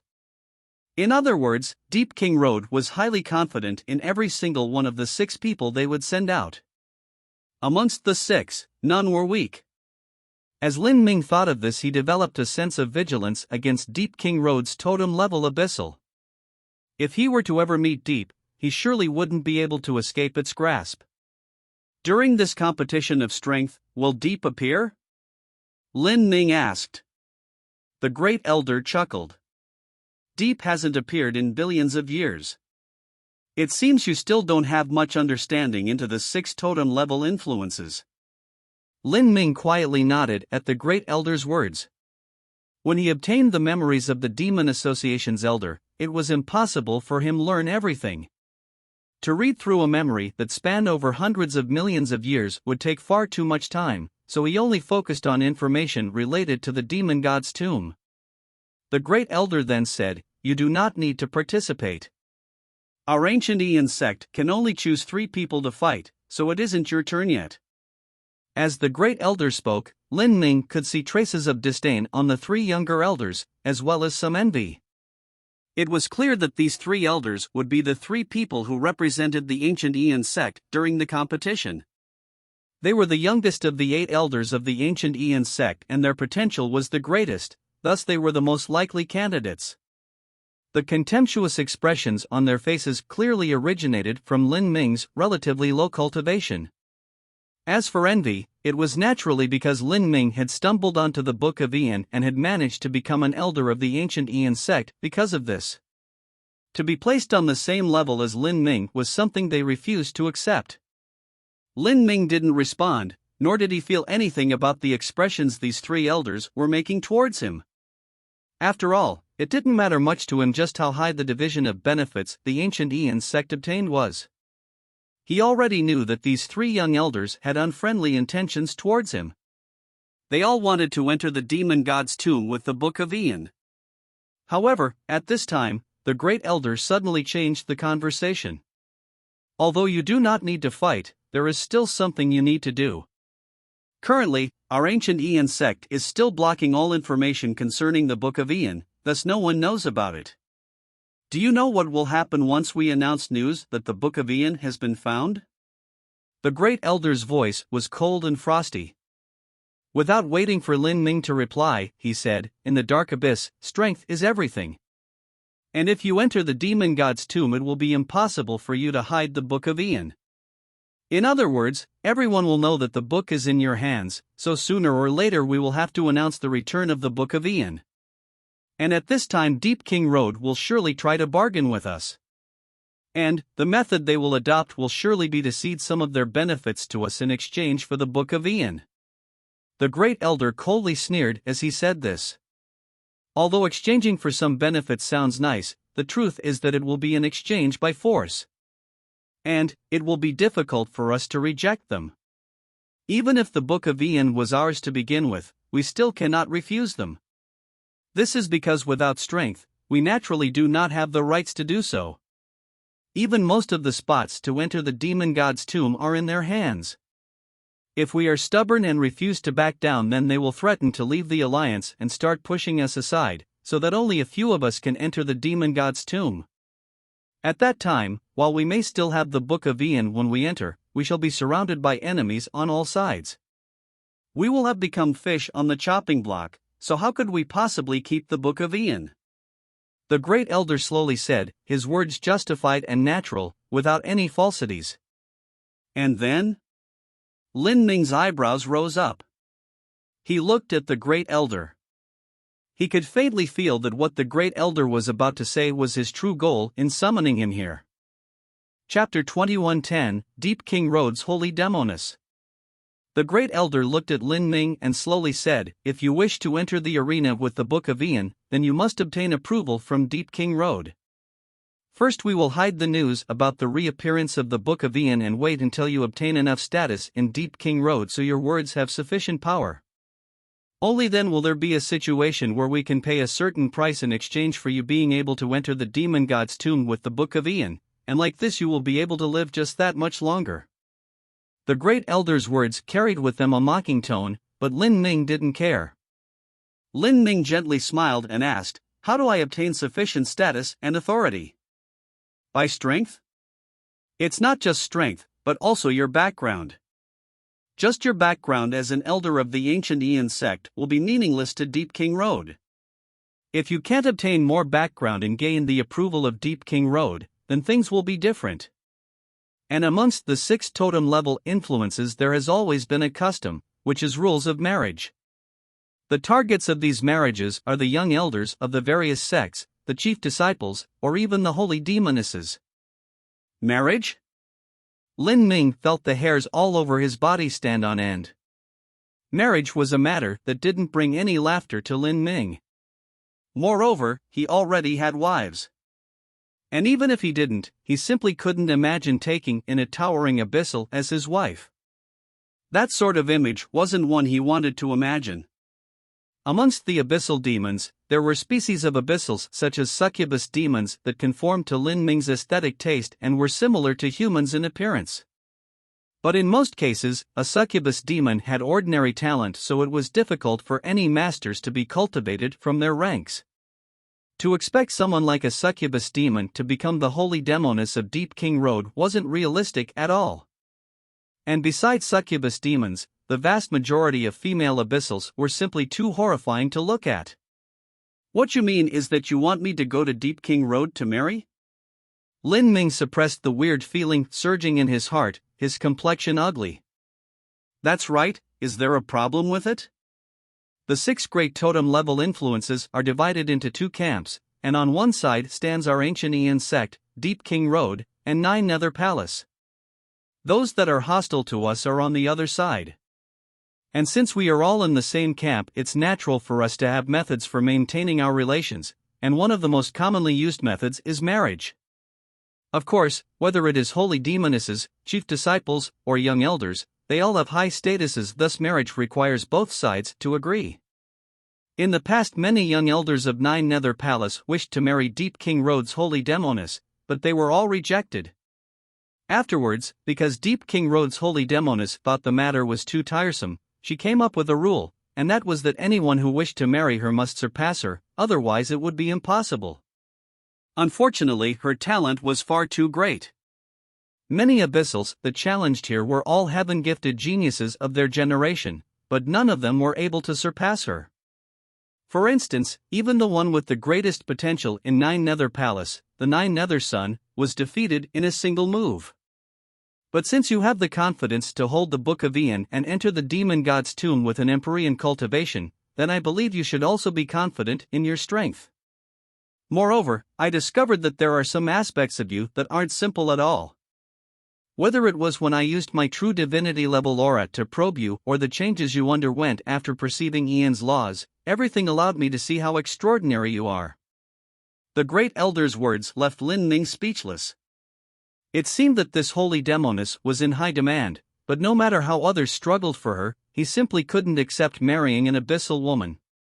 The great elder's voice remained calm and unhurried. Deep King Road's current holy demoness also has an Empyrean cultivation, one similar to your own.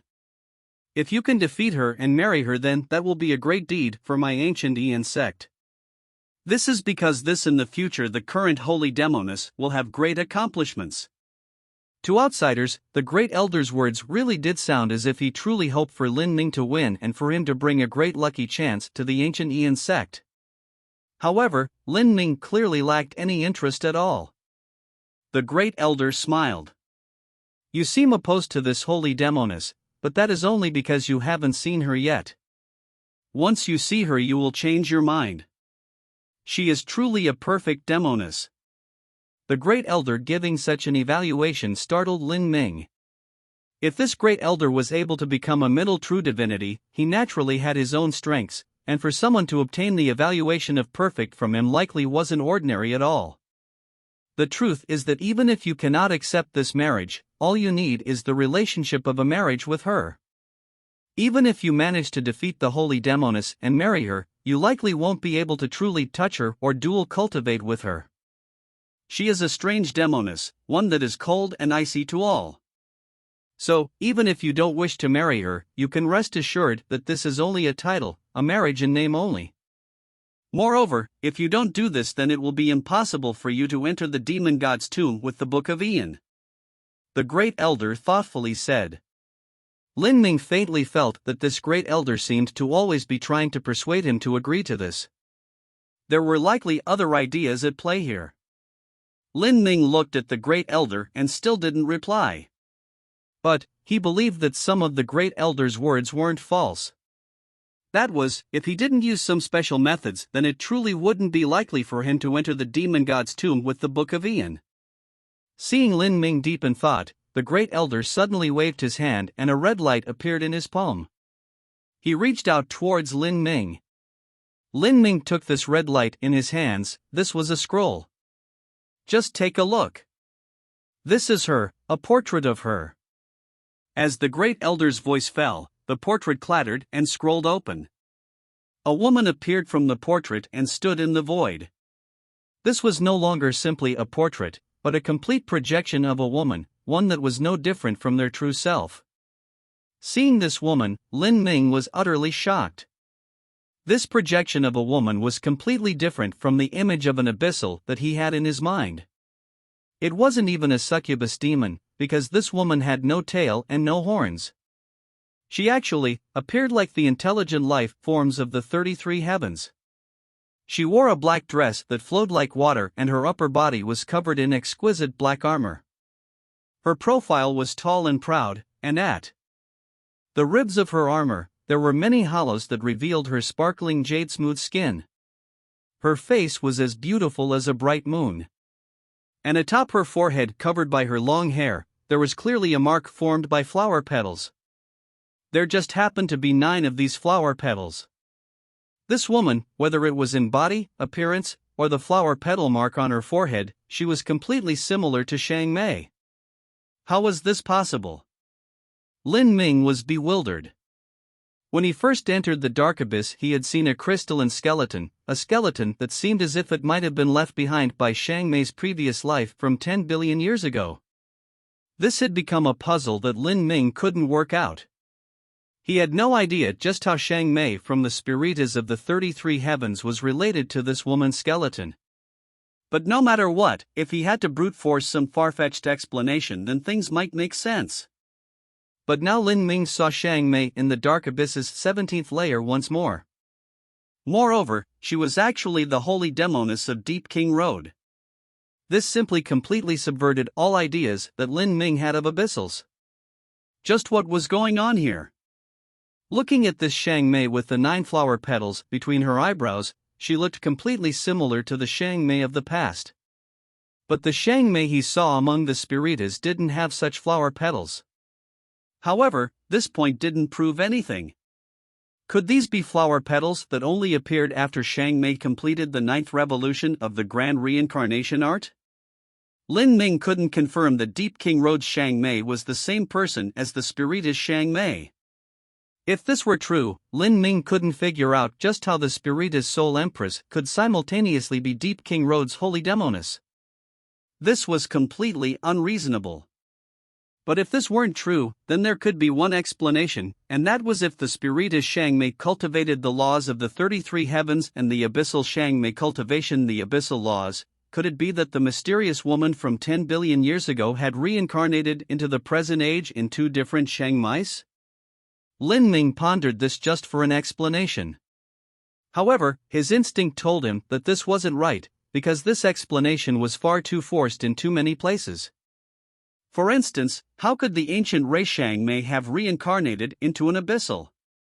As Lin Ming looked upon Shang Mei's projection, he was left in a daze. And this daze was naturally seen by the several elders of the ancient Aeon sect. A young abyssal elder's eyes flashed with obvious disdain. He was one of the 3 young elders who would enter the demon god's tomb. I originally thought that although he was a fool that wanted to commit suicide by entering the demon god's tomb, he still had some ability in terms of strength. But I never thought that he would be so mesmerized by Deep King Road's holy demoness. Just by that portrait being taken out, he's already turned into an idiot. Has he never seen a beautiful demoness before? This elder contemptuously said with a sound transmission. In truth, abyssal demons had an extremely strange aesthetic sense. Not only did they accept the majestic and fierce abyssal women, but they even accepted the gentle and beautiful women like those of the ancient races or succubus demons. Shang Mei certainly belonged to the latter. It's useless no matter how much he stares.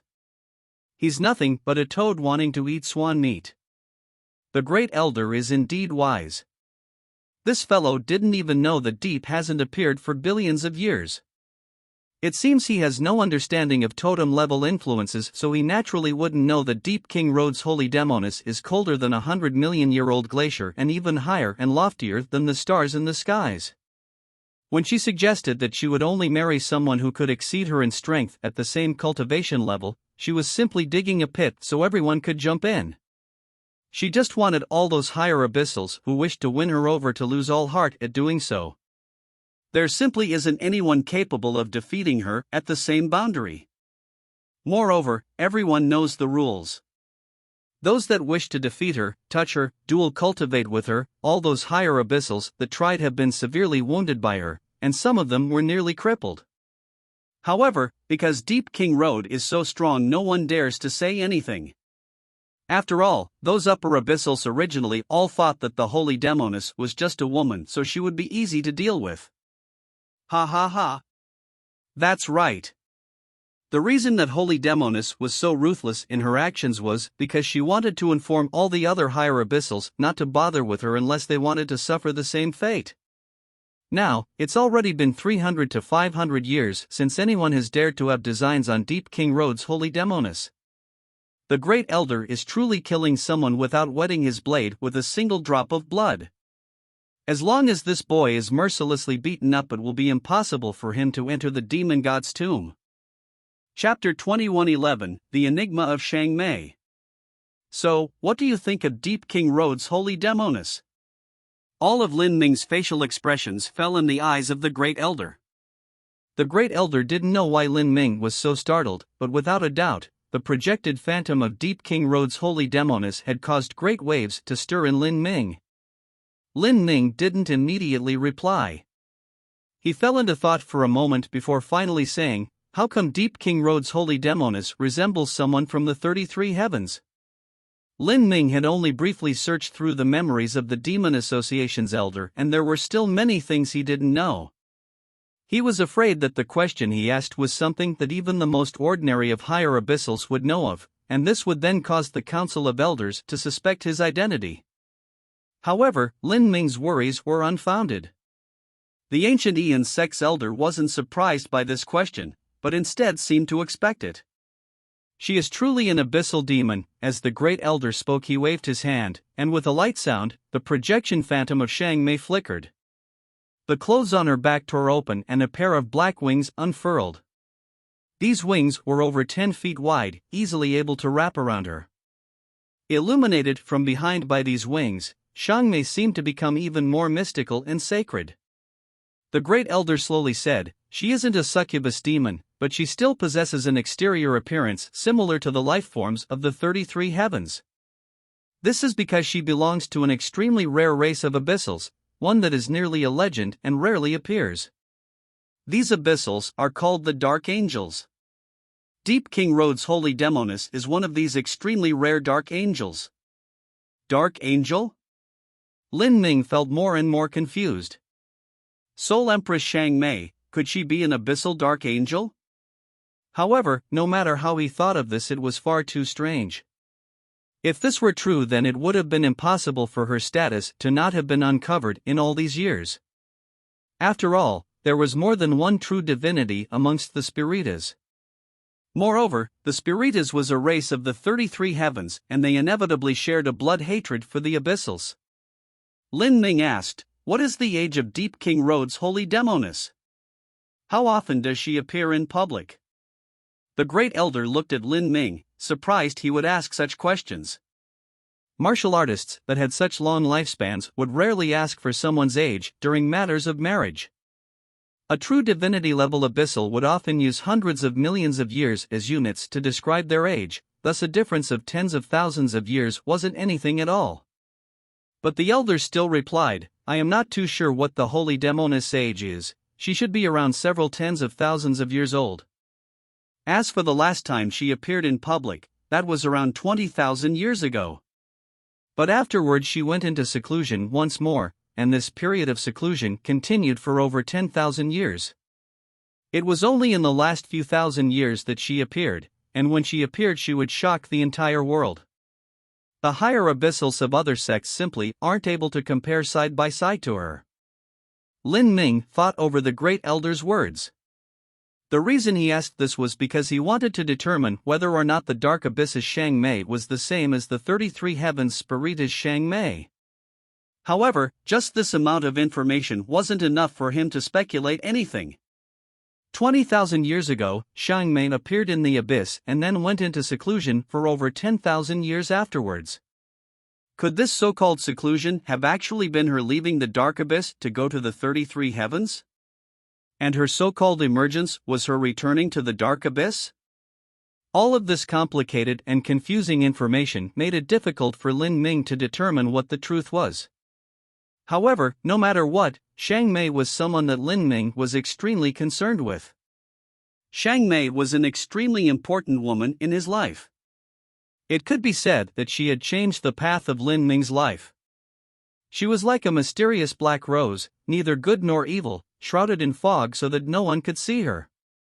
However, regardless of what her goal was or what her relationship with the Soul Emperor was, the truth was that Lin Ming had to thank her for all that occurred at the Skyspill planet 12,000 years ago. If it wasn't for her, then he would have died without a doubt.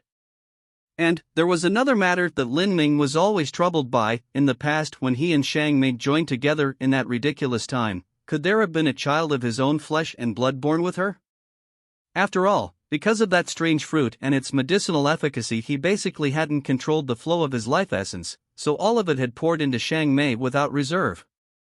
As for Xiangmei, for some unknown reason she had also eaten up that strange fruit. In her enraptured state, it was hard to imagine what occurred when they had both gone crazy. Enough. After all this talk, do you agree or not? One of the elders impatiently said. He was one of the younger elders who would enter the demon god's tomb. Lin Ming looked at these elders and a flash of color bloomed in his eyes. He didn't know what they were plotting, nor did he care. He wanted to personally go and see just who this Dark Abyss Xiangmei was.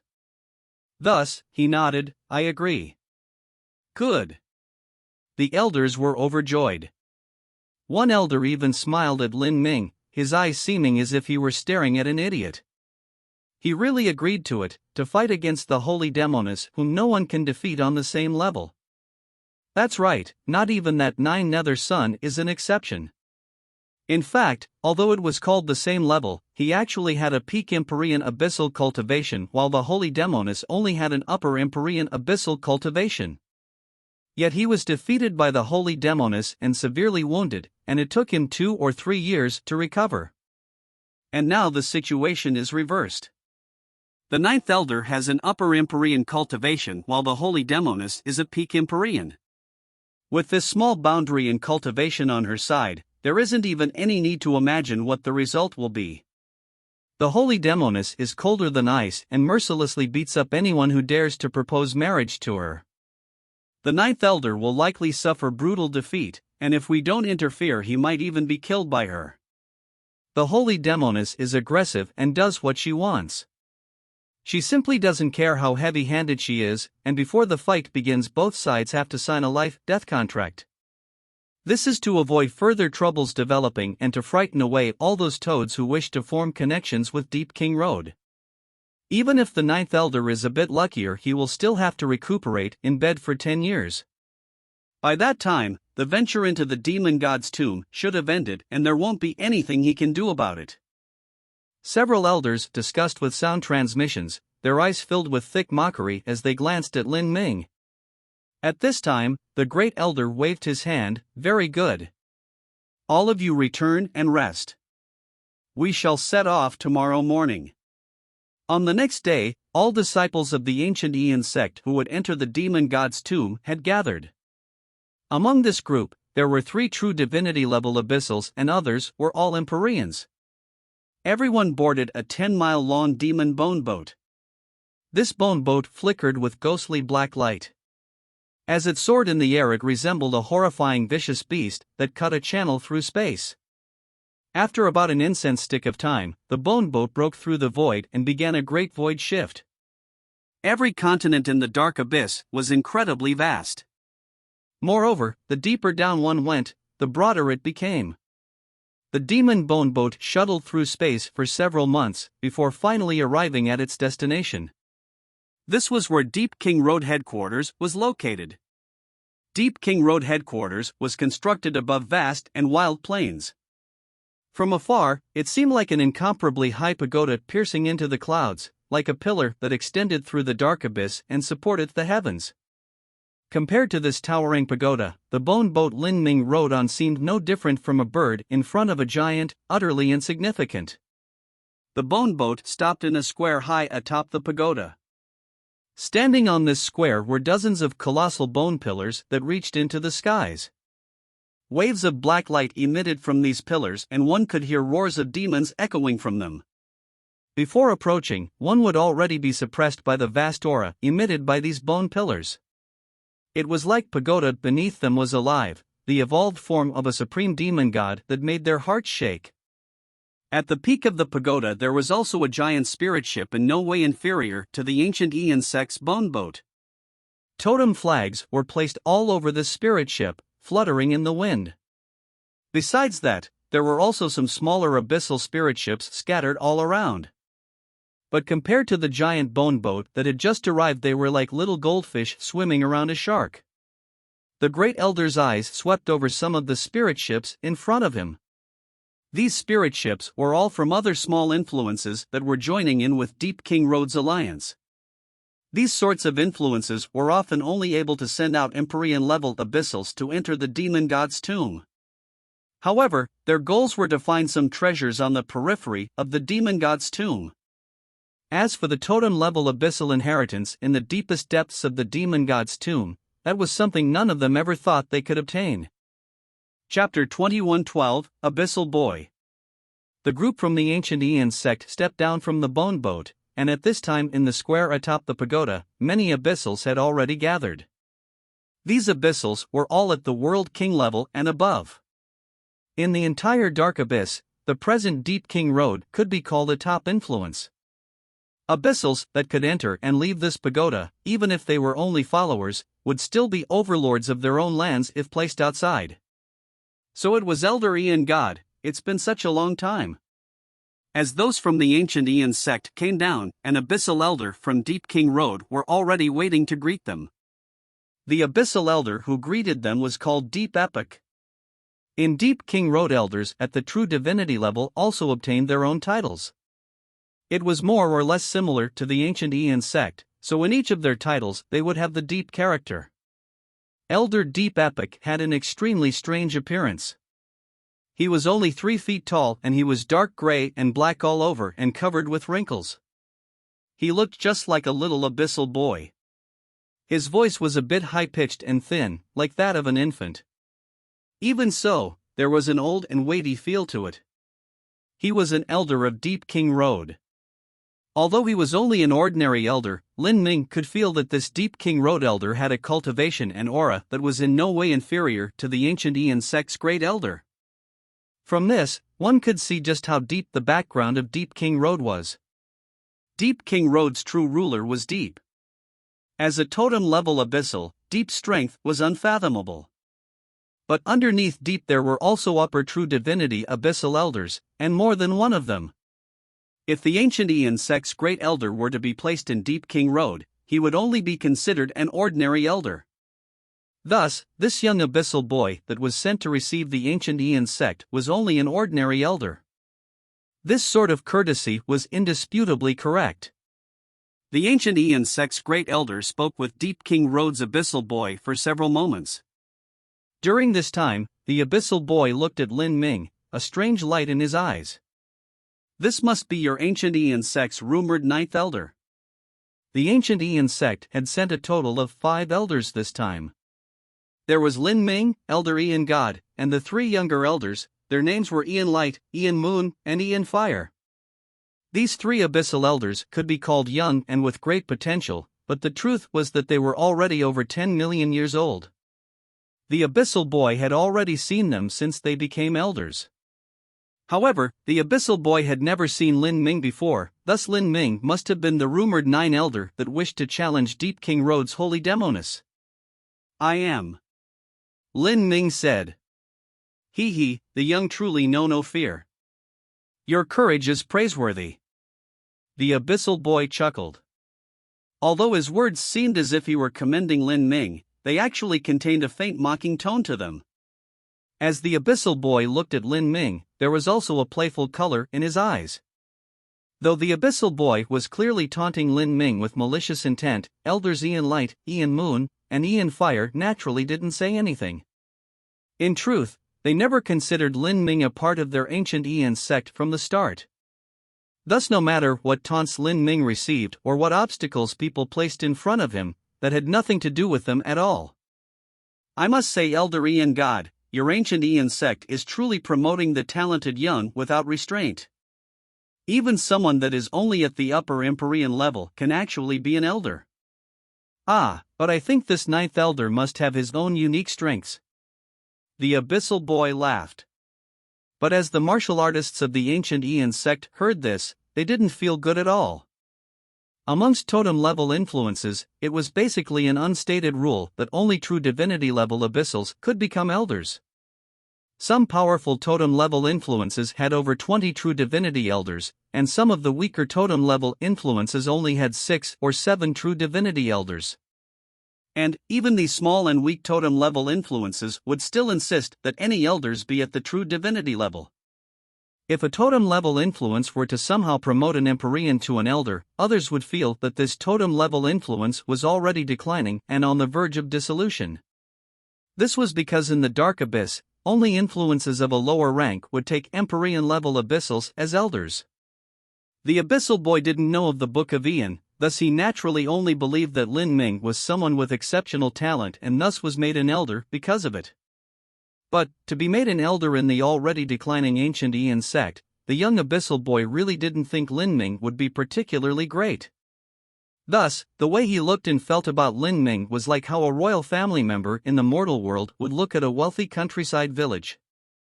For most abyssal demons, if they despised someone then they despised someone, they generally wouldn't say anything about it. But, this abyssal boy clearly wanted to make his feelings known. The truth was that he was doing all of this to intentionally embarrass the ancient Ian sect. This wasn't because he was bored and searching for trouble, and also not because he had some grudge with the ancient Ian sect. The reason he did this was to suppress the ancient Ian sect's momentum a little. This was because in several days, the 3 totem-level influences of the Alliance, as well as the many smaller sects, would begin negotiations to discuss how benefits from the demon god's tomb would be divided. To suppress the opponent's momentum would form an invisible psychological superiority. Later in negotiations, this would allow them to take the upper hand. The ancient Aeon sect's great elder frowned, his complexion darkening. He said, "Elder Deep Epic has no need to exhaust himself and worry about the internal affairs of my ancient Aeon sect. Since Ninth Elder was able to become an elder, he naturally has his reasons. As for the exact reasons, that isn't something that I can disclose right now." When it came to the honor and momentum of the ancient Aeon sect, Elder Aeon God couldn't remain silent any longer. But the explanation he gave was also ambiguous. He didn't dare to boast about Lin Ming because soon Lin Ming would need to fight Deep King Road's Holy Demoness, and at that time it would be clear just how strong he was. If he were to randomly boast and then have his words disproven later, this would only end up embarrassing him. Ha ha ha. The Abyssal Boy laughed. No matter what the reason is, everything will be known in several days. There's no need to be in a hurry about things. The Abyssal Boy turned to Lin Ming. Speaking of which, I admire you. It's been almost 500 years since any higher Abyssal dared to challenge my Deep King Road's Holy Demoness. Since you have the courage to challenge our Holy Demoness now, I'm really looking forwards to it. Lin Ming was disinclined to play around with the Abyssal Boy. He simply asked, "Is your Holy Demoness currently in the sect?" "She is." "What are you asking for?" The Abyssal Boy looked at Lin Ming with interest, surprised at how calm he still was. He wanted to find some traces of panic in Lin Ming's face, but after some searching he was eventually left disappointed. Lin Ming remained calm and composed throughout, without the least bit of change in his mood. It was as if his suppression of the ancient Aeon sect just now was no different from the acts of a clown, making him slightly frown. "I would like to see her," Lin Ming directly said. If he wanted to determine whether or not the Dark Abyss's Shang Mei was the same as the 33 Heavens Spiritus Shang Mei, then seeing her was the best method to do so. Moreover, this might allow him to figure out what Shang Mei's goal was. But in the face of this request, the Abyssal Boy burst out in laughter. "Do you think anyone can see my Deep King Road's Holy Demoness just because they wish to? She is an Empyrean level Abyssal and I am an Empyrean level Abyssal. She is Deep King Road's Holy Demoness and I am an Ancient Aeon Sect Elder, so how come I can't see her?" The Abyssal Boy looked at Lin Ming like an idiot. "Do you think your Empyrean level can compare with our Holy Demoness Empyrean level? It's as if you don't know where you stand right now." The Abyssal Boy coldly humphed. Then, he swept his eyes over the other elders from the ancient Aeon sect. He hadn't said one particular thing out loud, and that was that there was no comparing the status of an elder from the ancient Aeon sect with their Deep King Road's Holy Demoness. This was because the disparity in strength between the two sects was far too great. He hadn't said anything in consideration for Elder Aeon God's face. Otherwise, if he did, that would be tearing away any and all pretenses. As for Elder Aeon God, he remained silent. Strength was everything in the Dark Abyss. "Let's go. You will meet her in several days, and I believe that the day you do meet her, it will be an unforgettable experience for you, ha ha." The Abyssal Boy recklessly laughed.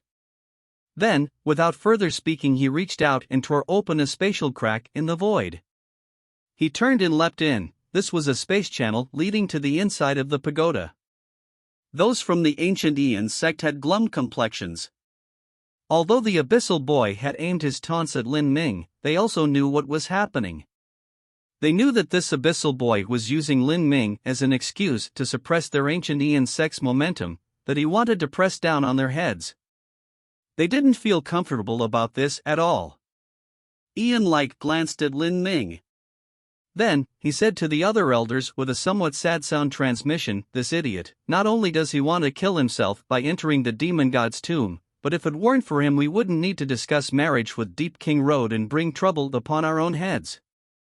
Deep King Road's holy Demonis will surely beat this fellow into pieces, and she might even kill him. And although I hope he loses miserably, the fact remains that he is still representing our ancient Ian sect. The worse he loses, the more disgraced we will be. Enough. For the Book of Ian and for the future of our sect, a little bit of disgrace isn't anything at all. Ian Light, Ian Moon, and Ian Fire all discussed Lin Ming over sound transmissions. Elder Ian God frowned and coldly said, "Enough nonsense. If you have the energy to criticize the Ninth Elder, then you might as well save it to prepare for the following fights. Don't forget. Although we are here to negotiate how the benefits will be assigned, the ultimate result will still depend on our martial strength. You three are all part of the 6 elders who will represent my ancient Ian sect and 9 Nether Palace. If the 9th Elder loses, then he loses, his life or death doesn't matter.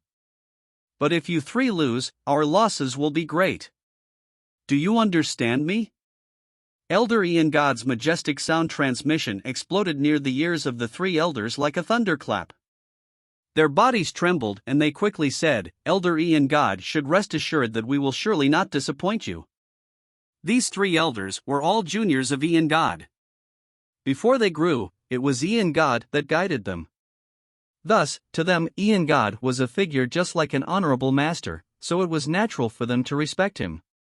As these elders discussed amongst themselves, Lin Ming stood on the side, unable to hear them. But even if he was able to hear what they said, he would have been disinclined to bother with them. He only quietly stepped into the space channel torn open by the Abyssal Boy. The world changed around him as he arrived inside the towering pagoda. This place was like a completely different world.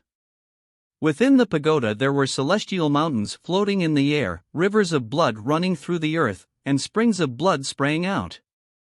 There were dense wild forests with all sorts of horrifying vicious beasts and birds dwelling within.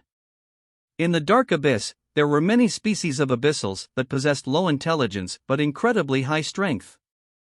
These abyssals were often raised by great influences. These vicious birds and beasts were such an example. This world was where the ancient Ian sect would rest, and also where the great battle would take place in several days. Chapter 2113, Shang Mei Sai. Within the towering pagoda there was an independent world, and at the center of this world were vast plains that overflowed with killing intent. This was the battlefield of the upcoming competition. And around these vast plains were the living quarters of the various large influences. These living quarters included crumbling stone buildings and even cities. The ancient Ian sect alone occupied an entire city. This was also a manifestation of the ancient Ian sect's status. In this city, the ancient Ian sect, including the true divinity elders and their followers, were only several hundred people.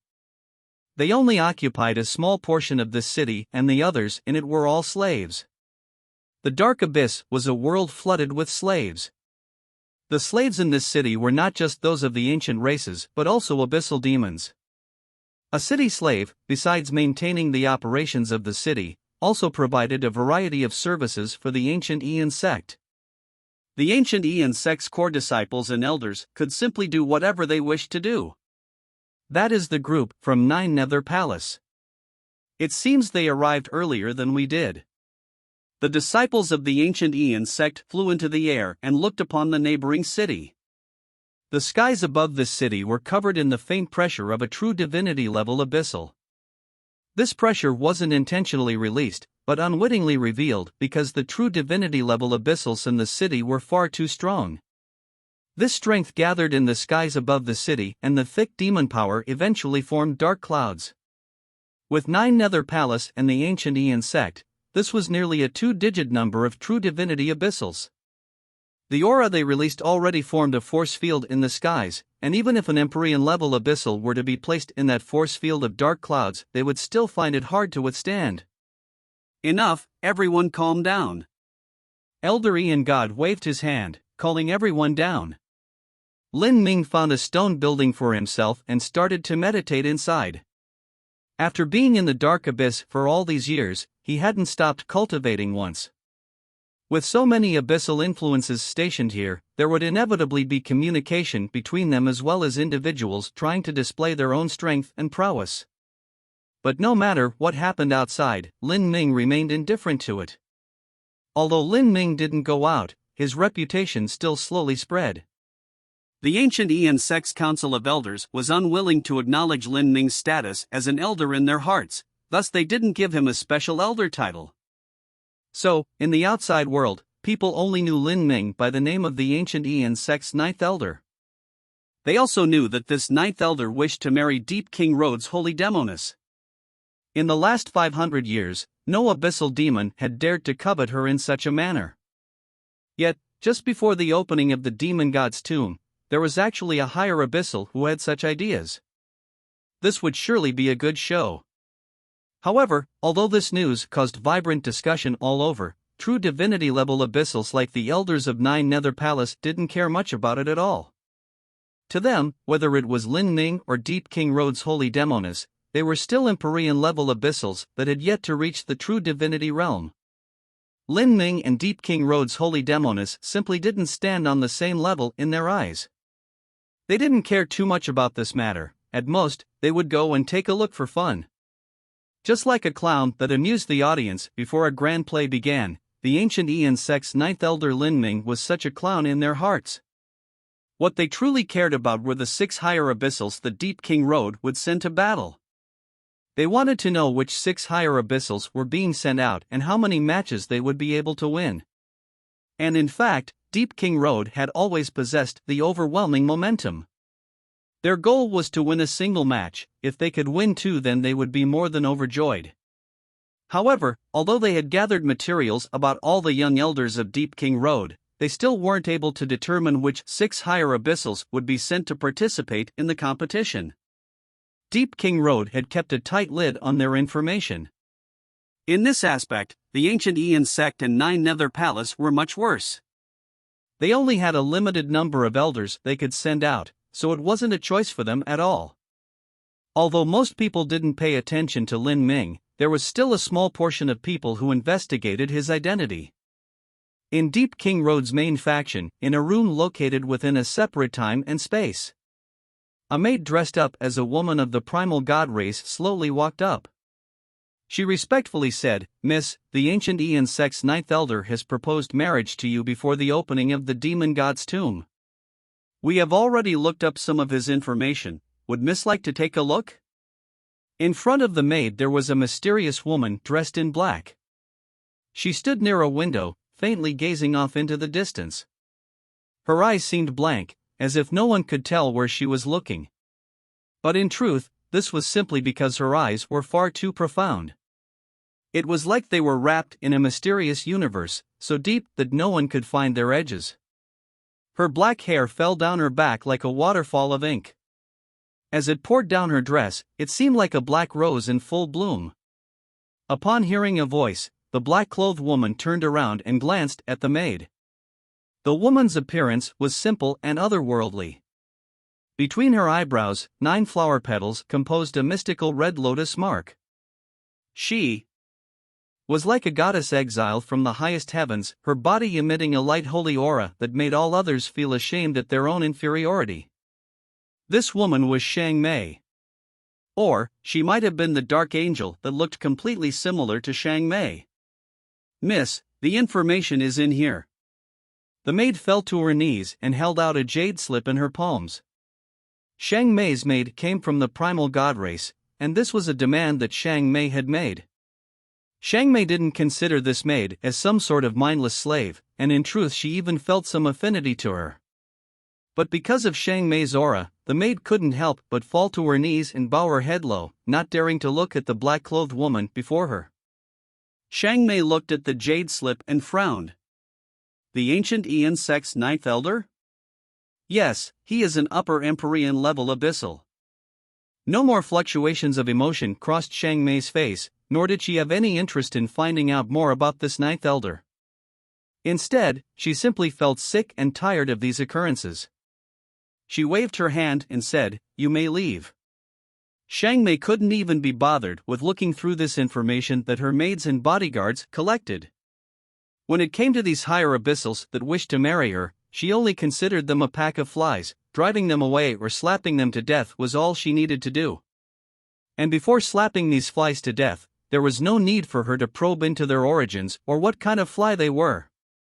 Yes. The maid quietly put away the jade slip. Towards Shang Mei, the maid only felt graciousness. She was a slave. And even though her talent was excellent and she was an extremely expensive slave, she couldn't avoid her tragic fate. However, she had been sent to follow Shang Mei. Her master hadn't cruelly destroyed her but instead gave her some resources so that she could cultivate by herself. To the maid, this was the greatest luck of her life. Thus, she was loyal and devoted to Shang Mei. She bowed, lowering her head as she drew back. And before she turned around she cast one quick glance at Shang Mei. She only saw Shang Mei's profile, an appearance that could be called perfection. However, there was a light trace of sorrow in Shang Mei's eyes, one that no one could touch upon. This was not the first time that the maid had seen this dim and pale sorrow. In fact, the maid would even occasionally hear Shang Mei sigh. Although Shang Mei's voice was low and faint, it was like a pair of invisible hands that easily touched a person's heartstrings. She didn't know why. As the Deep King Road's holy demoness, Shang Mei's status had reached the peak of the dark abyss.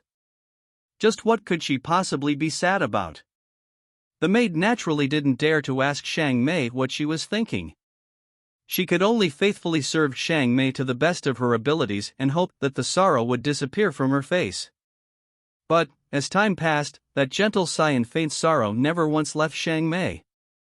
In the eyes of outsiders there had almost never been a smile that lit up Shang Mei's face.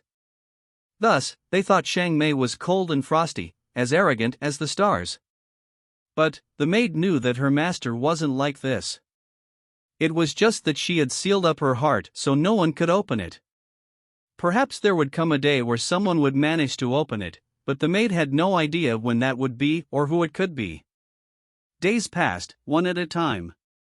The elders of the various influences continued to negotiate and bargain in Deep King Road's main faction. After they roughly set the rules, what followed next was when the specific proportions would be determined. This was also when the various sects would compete. The appointed battle would soon begin. The battlefield would be the vast wild plains that existed between all the various influences' residences. This was destined to be an incomparably intense battle. Chapter 21:14 Meeting. In Deep King Road's towering pagoda above the wild plains, there were totem poles stabbed into the earth, encircling a demon force field that extended outwards in a radius of 10,000 miles. This force field was filled with thick demonic aura, as if some ancient demon were slumbering here. The disciples of every influence only had to approach this force field to feel a massive pressure. This pressure was mixed with a mighty killing intent. Unless a martial artist was at the World King level or above, it was simply impossible to enter.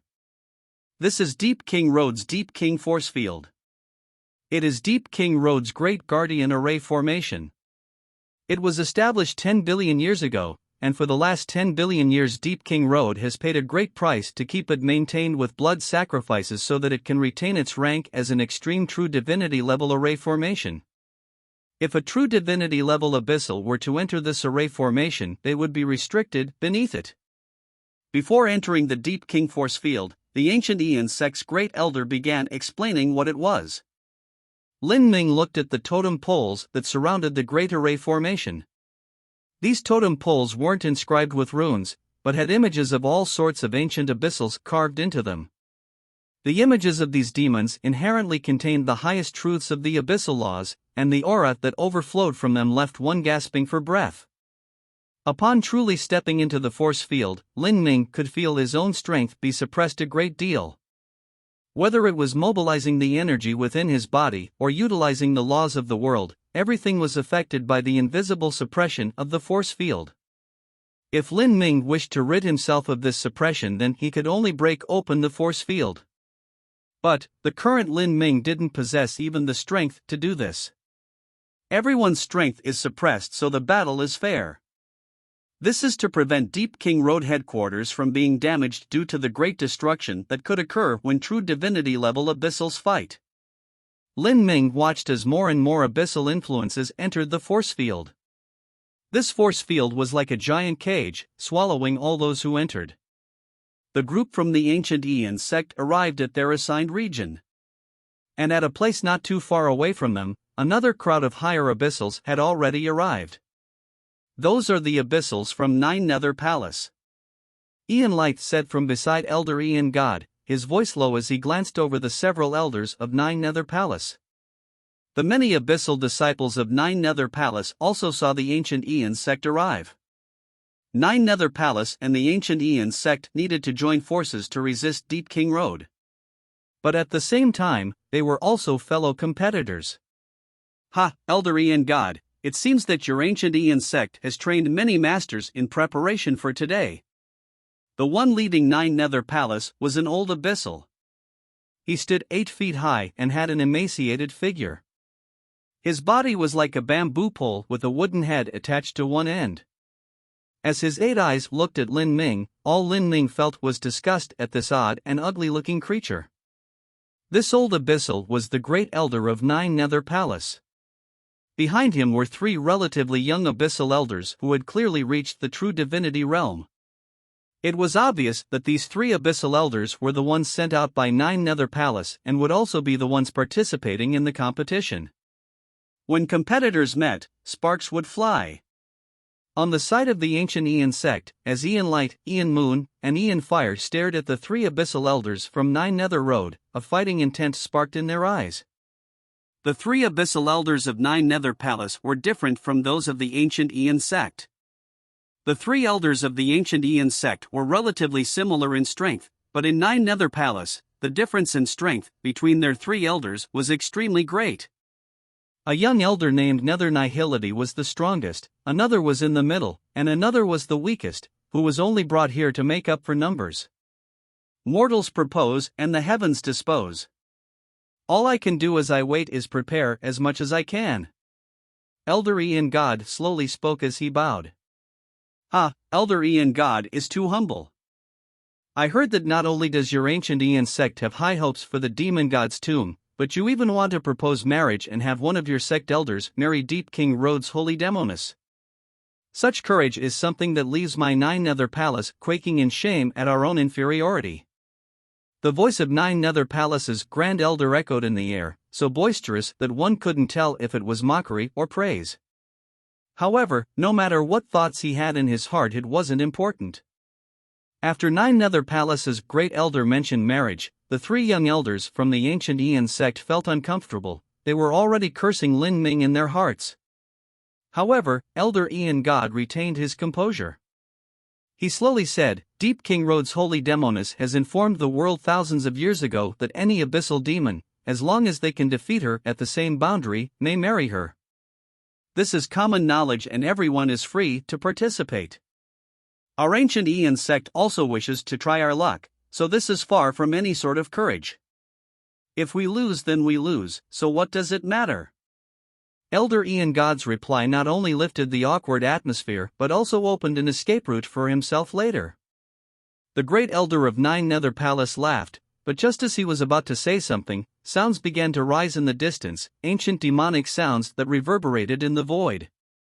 As the demonic sounds rose up, the originally bustling scene suddenly quieted down. Everyone looked over and they could see that in the far-off void, a massive black boat cut into the Deep King force field like waves in water as it drove forwards. Atop the deck of the bone boat stood 10 higher abyssals. These 10 higher abyssals all had cultivations at the true divinity realm. For an influence to suddenly appear with 10 true divinity level abyssals, the only one that had the background to do this was Deep King Road. It's the elders of Deep King Road, someone quietly said, suppressing their voice. Facing Deep King Road, all of the influences here felt a great pressure. What a terrifying aura domain! I heard that Deep King Road has over 20 true divinity level abyssals, that is much more than Nine Nether Palace and the ancient Ian sect combined. As Lin Ming heard the discussions of some disciples from smaller influences, he felt a bit wistful. In the Dark Abyss, if the true divinity level abyssals of the 6 totem level influences were added up, then there would be over 80 of them. And there were also true divinity level abyssals that were in sects other than the 6 totem level influences, or perhaps they were hidden somewhere else. But altogether, there was at least 100 true divinity level abyssals in the Dark Abyss. This was a terrifying number. This was because in the 33 heavens, when it came to martial artists that possessed a combat strength at the true divinity level, even if Lin Ming included himself, there was only 11 to 12 of them. Compared to the Dark Abyss, this was a difference over 10 times greater. If it weren't for the channel that connected the Dark Abyss to the 33 heavens being blocked off, then perhaps the 33 heavens would have already been swept away by the Dark Abyss. Thinking of this, Lin Ming could also feel just how strong the Azura Roadmaster of 10 billion years past was. Of course, in order for the ancient races of that era to defeat the abyssal demons, they had to pay a tragically deep price. As Lin Ming thought of this, his heart suddenly shook and his pupils shrank. At this moment he could see that above the bone boat stood the figure of a woman. This woman wore black clothes. As she stood there, she was like the source of all darkness in the universe. Where she stood, the laws assembled themselves into lines that formed black flower petals which gently fluttered down in space, falling onto her clothes before slowly dissipating away. Standing there, she was like a dark enchantress of the night. This woman was Deep King Rhodes' holy demoness. Lin Ming sucked in a deep breath, his thoughts wildly tumbling in his mind. He could feel an inexplicably familiar bloodline connection from Deep King Rhodes' holy demoness. With this connection, he could almost instantly confirm that the Deep King Rhodes holy demoness he saw before him was the same as the sole empress of the 33 heavens, Shang Mei. Lin Ming knew that when he was at the Skyspill planet where he had become one with Shang Mei had left him her primordial yin and part of her source soul. It was also because of this that he could feel the faint connection between them. At this time, it wasn't just Lin Ming who saw Shang Mei, but many other abyssals did too. As Deep King Rhodes' holy demoness, Shang Mei's talent was without peer and her status was unreachable. Her temperament was as ephemeral as dust and her appearance far surpassed all others in the Dark Abyss. Such a proud daughter of heaven made the countless abyssals present drool with desire. So that's Deep King Rhodes' holy demoness. Just seeing her once is better than hearing about her 100 times. That's her. This time she will likely venture into the demon god's tomb also. In terms of cultivation, I heard she is already beginning to attack the true divinity realm. What horrifying talent! She's probably only several tens of thousands of years old. Everyone started to discuss amongst themselves. With so many gazes on her body, Shang Mei's heart suddenly stirred. For a brief moment she felt something inexplicable, a strange feeling that passed over her gently and swiftly, one that she couldn't touch her finger on. Inadvertently, she looked towards the direction of the ancient Ian sect. Her eyes stopped upon a vigorous and robust abyssal, one who was covered with black scales and had 2 bone blades jutting out from his elbows. Amongst the other higher abyssals, this abyssal seemed common. But for some unknown reason, as Shang Mei looked at him, she couldn't help but feel something faintly familiar. Chapter 21:15, Choosing an Opponent. Strange. I shouldn't have seen him before. Shang Mei faintly frowned. At this time, the current Lin Ming had already completely concealed his human aura. Lin Ming's true self was within the inner world of his demon avatar and his aura was completely isolated, thus Shang Mei was unable to recognize him. However, because of some inexplicable intuition that couldn't be explained, she was able to instinctively feel that Lin Ming was special. As Lin Ming felt Shang Mei's gaze touch upon him, he suppressed his thoughts, restraining his emotions so that nothing showed. He deeply hid his aura, not planning to reveal his status to Shang Mei anytime soon. This was because for him, the Dark Abyss was the lion's den, and if his identity was exposed, then the consequences would be inconceivable. Therefore, even though Lin Ming wanted to believe in Shang Mei, who knew why she was in the Dark Abyss and what her goal was? Was she good or evil? In this completely unsure situation, there was no way that Lin Ming could believe Shang Mei. After all, in those events that occurred on the Skyspill planet 12,000 years ago, although Xiang Mei had saved him, everything that she had revealed to him caused him to feel complex emotions of attraction and opposition to this riddle-like woman, as even though he wanted to approach her, he also wished to keep his distance from her. Xiang Mei looked at Lin Ming for a moment and then turned away. She asked one of the abyssals following her, that royal abyssal from the ancient Ian sect, "Who is he?" Reporting to Miss, he is the 9th elder who was just recently promoted by the ancient Ian sect. He is at the upper Empyrean realm, so it's a bit strange that he became an elder, moreover. The abyssal follower looked at Xiang Mei as he spoke to her, hesitating for a moment. Moreover what? Miss should know that during this competition, one of the elders of the ancient Ian sect wishes to challenge Miss for marriage.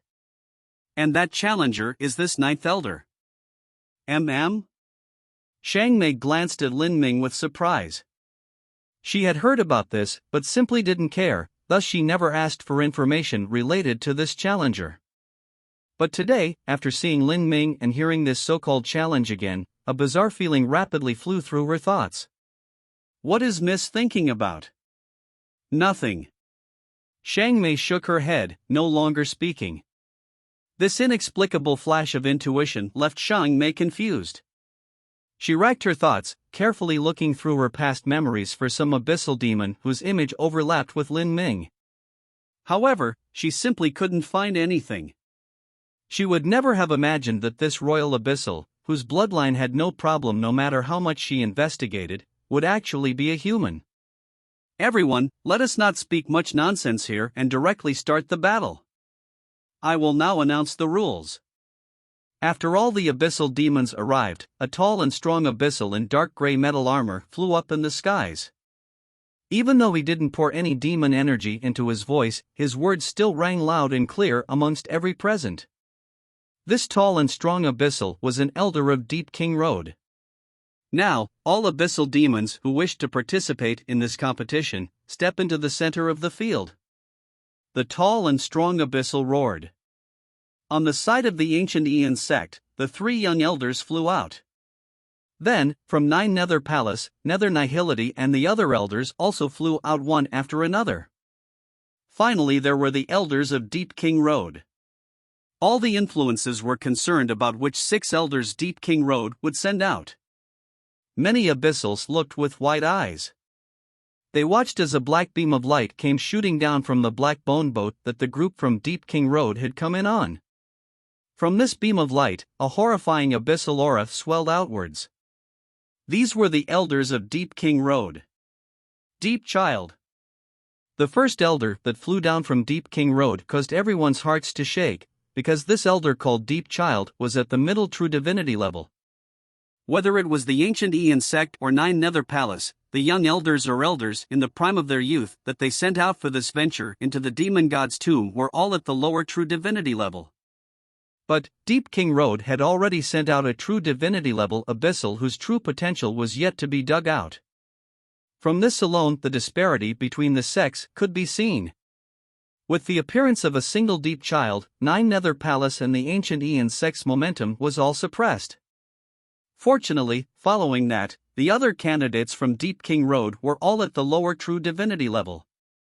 Deep Moon, Deep Glory, Deep Echo, Deep Solitary, An abyssal familiar with the high-level elders of Deep King Road began to announce their names as they flew down. But when he came to the 6th person, he froze. Wait a moment, this is... How could it be her? As the abyssal demons saw a woman in black clothes come fluttering down from the skies, all of their eyes popped open. They never imagined that the 6th competition candidate would not be one of their elders, but actually the Holy Demoness. Deep King Road's Holy Demoness. Is she going to compete? But her cultivation has yet to reach the true divinity level. Without having reached the true divinity level, can one challenge true divinity abyssals? The eyes of all abyssals focused on Xiang Mei. The aura that she exuded loudly declared that she had 1 foot in the threshold of true divinity. But, no matter how close one was to true divinity, someone that wasn't at true divinity was someone that wasn't at true divinity. The gap between an Empyrean and a true divinity was vast beyond compare, and for an Empyrean to fight a true divinity was beyond difficult. In the past, many influences already knew that Deep King Rhodes' Holy Demonis possessed formidable talent and that she was invincible among those at the same boundary. After all, no matter how many outstanding abyssals wished to dual cultivate with Deep King Rhodes' Holy Demonis, all of them were in the end mercilessly beaten to the ground. But no matter how exaggerated the legends of Deep King Rhodes' Holy Demonis were, no one would have expected that on this day, she would be chosen to fight on behalf of Deep King Rhodes. Could she, at the limit of an Empyrean, now possess the ability to fight a true divinity? The Abyssals present felt this all unbelievable. But no one felt that Deep King Rhodes' Holy Demonis would come out and participate in this struggle for benefits of the demon god's tomb if she didn't have full confidence in her abilities. If she wasn't, then she would be far too stupid. It had to be known that the ancient Aeon sect and Nine Nether Palace had the ability to choose who their opponent was and could even repeat a challenge against someone. If the Holy Demonis was too weak, then the ancient Aeon sect and Nine Nether Palace's 6 elders could simply all choose her and win 6 matches like this. This was a naturally impossible matter. As the Abyssals present realized this, their vision as they looked at Xiang Mei changed. It turned to awe, reverence, jealousy, even obsession. All sorts of complicated emotions filled the hearts of the Abyssals present. And at this time, the host of this great competition spoke out and interrupted the thoughts of the crowd. We shall now begin. The elders of the ancient Aeon sect and Nine Nether Palace, you may now choose your opponents. As the host spoke, the ancient Aeon sect and Nine Nether Palace immediately quieted down. The choice of opponent was naturally extremely important. In particular, due to the rules, Deep King Rhodes' elders could be chosen multiple times. All 6 elders could choose the weakest warrior of Deep King Rhodes. As for the strongest, Deep Child, no one had to fight him. But the key question here was which one of these 6 elders of Deep King Rhodes was the weakest. Besides the obvious answer that was the basically invincible Deep Child, the elders of the ancient Aeon sect and Nine Nether Palace began to look over their possible opponents. Between every opening of the demon god's tomb there was a vast span of time. Thus, the warriors that every influence sent out would be different each time. In addition, with Deep King Rhodes' tight intelligence security, it was simply impossible to know the depths of Deep King Rhodes' elders. The elders of the ancient Aeon sect and Nine Nether Palace could only make speculations based upon the auras and law fluctuations of these higher abyssals, as well as using the intuition of a martial artist. Aeon Light, have you chosen? On the ancient Aeon sect side, the great elder asked out loud. Aeon Light pondered for a moment more. Then, a cold light flashed in his eyes. He finally looked at Xiang Mei and said, I have chosen. I choose the Holy Demonis. Aeon Light knew that Xiang Mei likely wasn't weak, and if she dared to come and compete, then she naturally had hidden cards in her hands. But when compared to the other true divinity level elders, Xiang Mei gave off a slightly weaker feeling. After all, most people who jumped ranks to fight were barely able to do so. The great elder frowned but didn't oppose. He turned to another elder and asked, Aeon Fire, what about you? Aeon Fire thought deeply for a moment. Then he said, although it doesn't seem honorable, I plan on choosing the Holy Demonis also. She should be the weakest. Chapter 21:16, The Battle Begins. The choices of the ancient Aeon sect were soon announced. Aeon Light and Aeon Fire both chose Xiang Mei. As for Aeon Moon, after considering his options, he chose another seemingly weaker elder. It wasn't a wise decision to place all their eggs in the same basket. If Xiang Mei were truly incomparably powerful, or if there were some trap laid in place for them, then they might lose all their matches. And in a stroke of coincidence, Nine Nether Palace also made a similar choice. 2 elders chose Xiang Mei, and as for the strongest Nether Nihility, he chose another opponent. In other words, after all choices were made, Xiang Mei alone would have to face 4 opponents. According to the rules of the competition, Xiang Mei would fight 1 person a day with the other 2 matches interspersed within, up until the competition ended. Miss, for Abyssals have chosen you. As the ancient Ian sect and Nine Nether Palace made their choices, Xiang Mei had already returned to the bone boat to sit in meditation. Her maid hurriedly ran inside. Xiang Mei's eyebrows gently arched up. She took a slow breath and said, "I understand." To be chosen by so many abyssals at the same time was already well within Xiang Mei's expectations. Her cultivation was the lowest and she was also a woman, thus to others it would make her seem the easiest to deal with. "Miss, then you," the maid looked at Xiang Mei with some worry. Xiang Mei had been good to her, thus she naturally didn't hope that Xiang Mei would have to engage in a revolving battle with so many opponents. After all, a high-intensity battle at the true divinity level wasn't something that the average person could withstand. "I'm fine, you can draw back," Xiang Mei said. The maid silently withdrew. According to the rules of the competition, the first fight on the battlefield would start 2 hours from now. Xiang Mei continued to sit in meditation for an hour. Then, she stood up, bathed, and changed her clothes. She took off her glorious black dress and exchanged it for a suit of black battle armor. Then she picked up a sword. This sword was wrapped in black silk. It appeared ancient and filled with the endless flow of time. Raising the sword, Xiang Mei walked outside. At this time, in the Wild Plains battlefield, a massive black disc was floating in the air. This black disc was called the Deep King Wheel and was one of the most precious treasures within Deep King Road. It was a giant array disc passed down in Deep King Road from 10 billion years past. The Deep King Wheel could be made both small and large. Now, it had been expanded and used as the stage on which these true divinity abyssals would compete. When the Deep King Wheel connected with the 12 surrounding totem poles, it formed an indestructible force field that could withstand the impact of a battle between true divinity-level martial artists. At this time, all the influences arrived at their respective positions, looking forwards to this battle. They also knew that the ancient Ian sect and Nine Nether Palace had made their choices. For elders had chosen Xiang Mei. Such methods earned the contempt and disdain of many abyssals. But in order to win, in order to grasp more advantages, it was also indisputable for Nine Nether Palace and the ancient Ian sect to be unscrupulous in their methods. Xiang Mei was the proudest daughter of the Dark Abyss. She had countless admirers, fans, and worshippers, and even though these abyssals clearly knew it was impossible to obtain her, they were still willing to support her. At this time, Elder Ian Light already stood on the Deep King Wheel. The hisses of numerous abyssals filled the air. A true divinity fighting in Empyrean, it seems he doesn't care about face at all.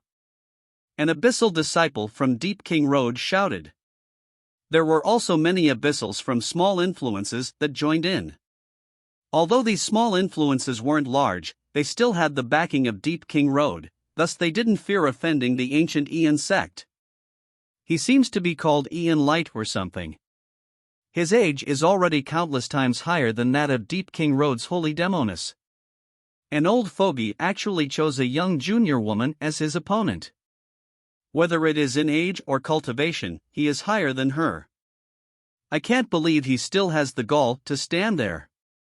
More of Xiang Mei's admirers called out.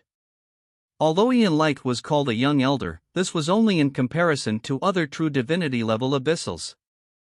Any true divinity that hadn't yet lived for 50 million years could be called a young true divinity. For instance, this was also true for Divine Dream. In fact, Divine Dream had been limited by the inheritances and resources available in the divine realm.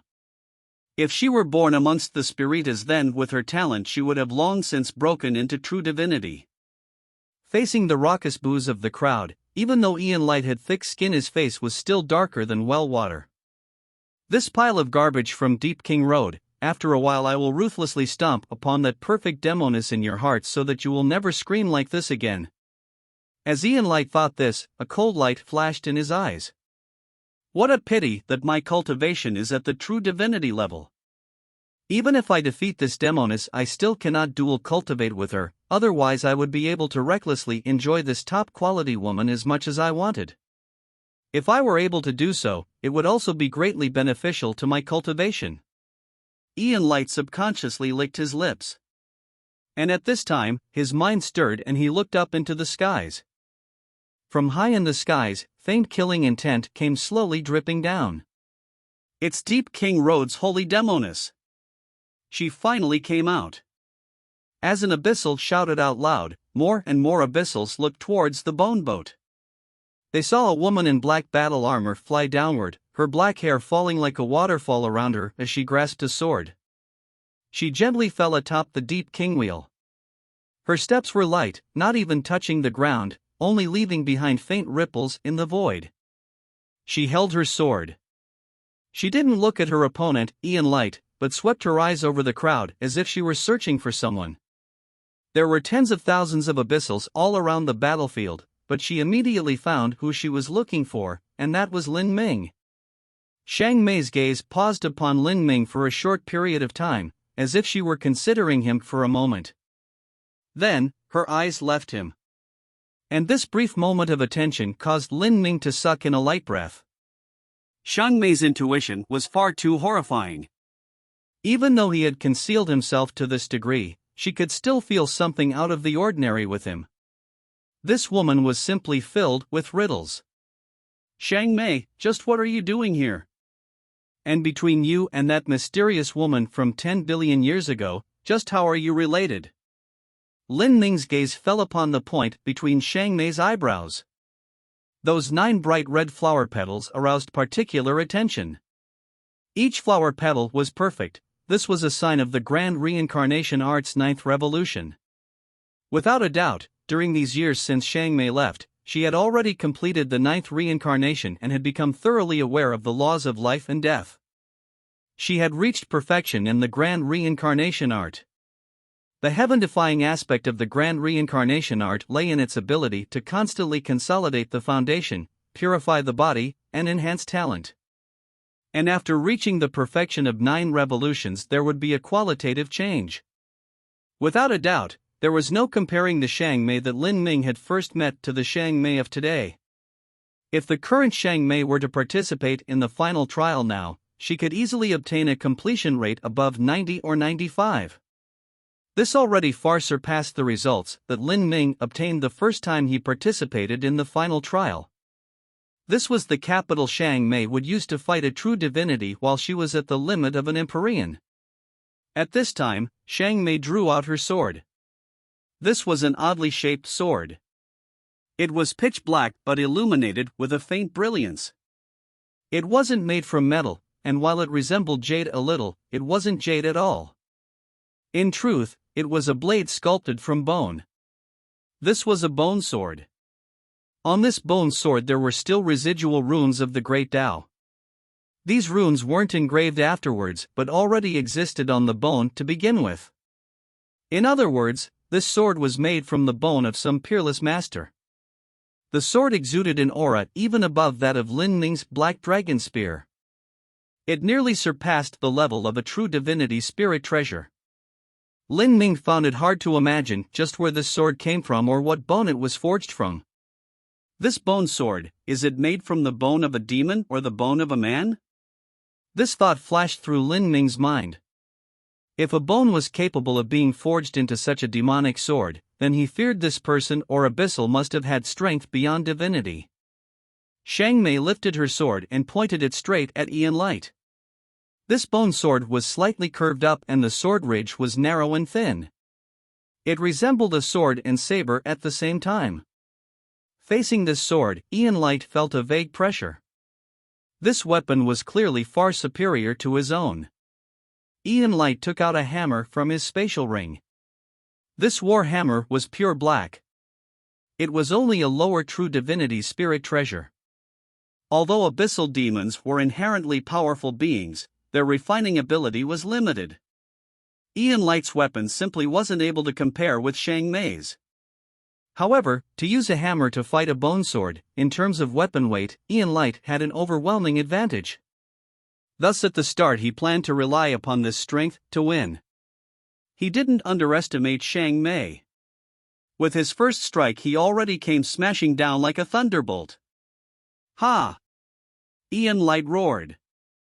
His muscles bulged out and his hammer came pounding down. demon power swept through the world. Even with the suppression of the Deep King force field, this hammer strike was still enough to shake the world. Even the Deep King will gently trembled. In this moment, Xiang Mei moved. Her body was like weightless smoke as she fluttered backwards.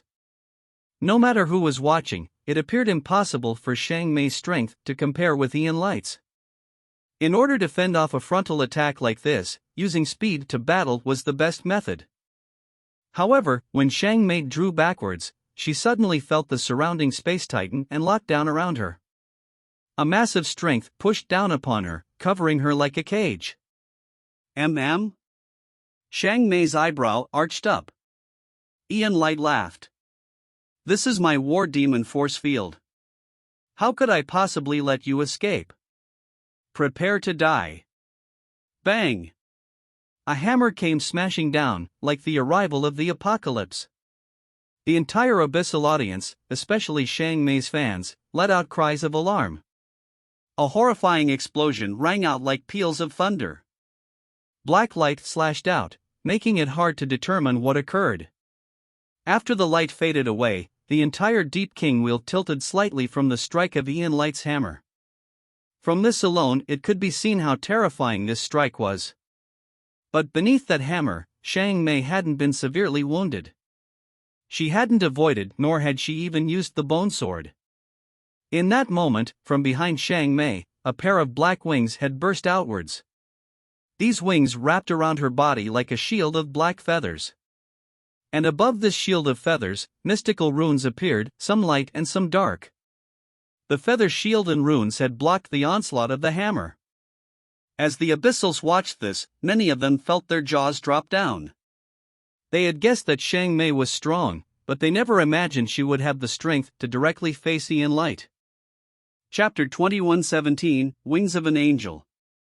No matter who was watching, everyone believed that Xiang Mei was a martial artist who excelled in speed and use of skills. Even if Lin Ming knew she was strong, he still found it mind-boggling to think that she could use her mortal body to directly face off against the raging strength of an abyssal demon. But, the truth was placed in front of him because she had frontally blocked Ian Light's attack. You? Ian Light looked at Xiang Mei, his dark brown pupils flashing with disbelief.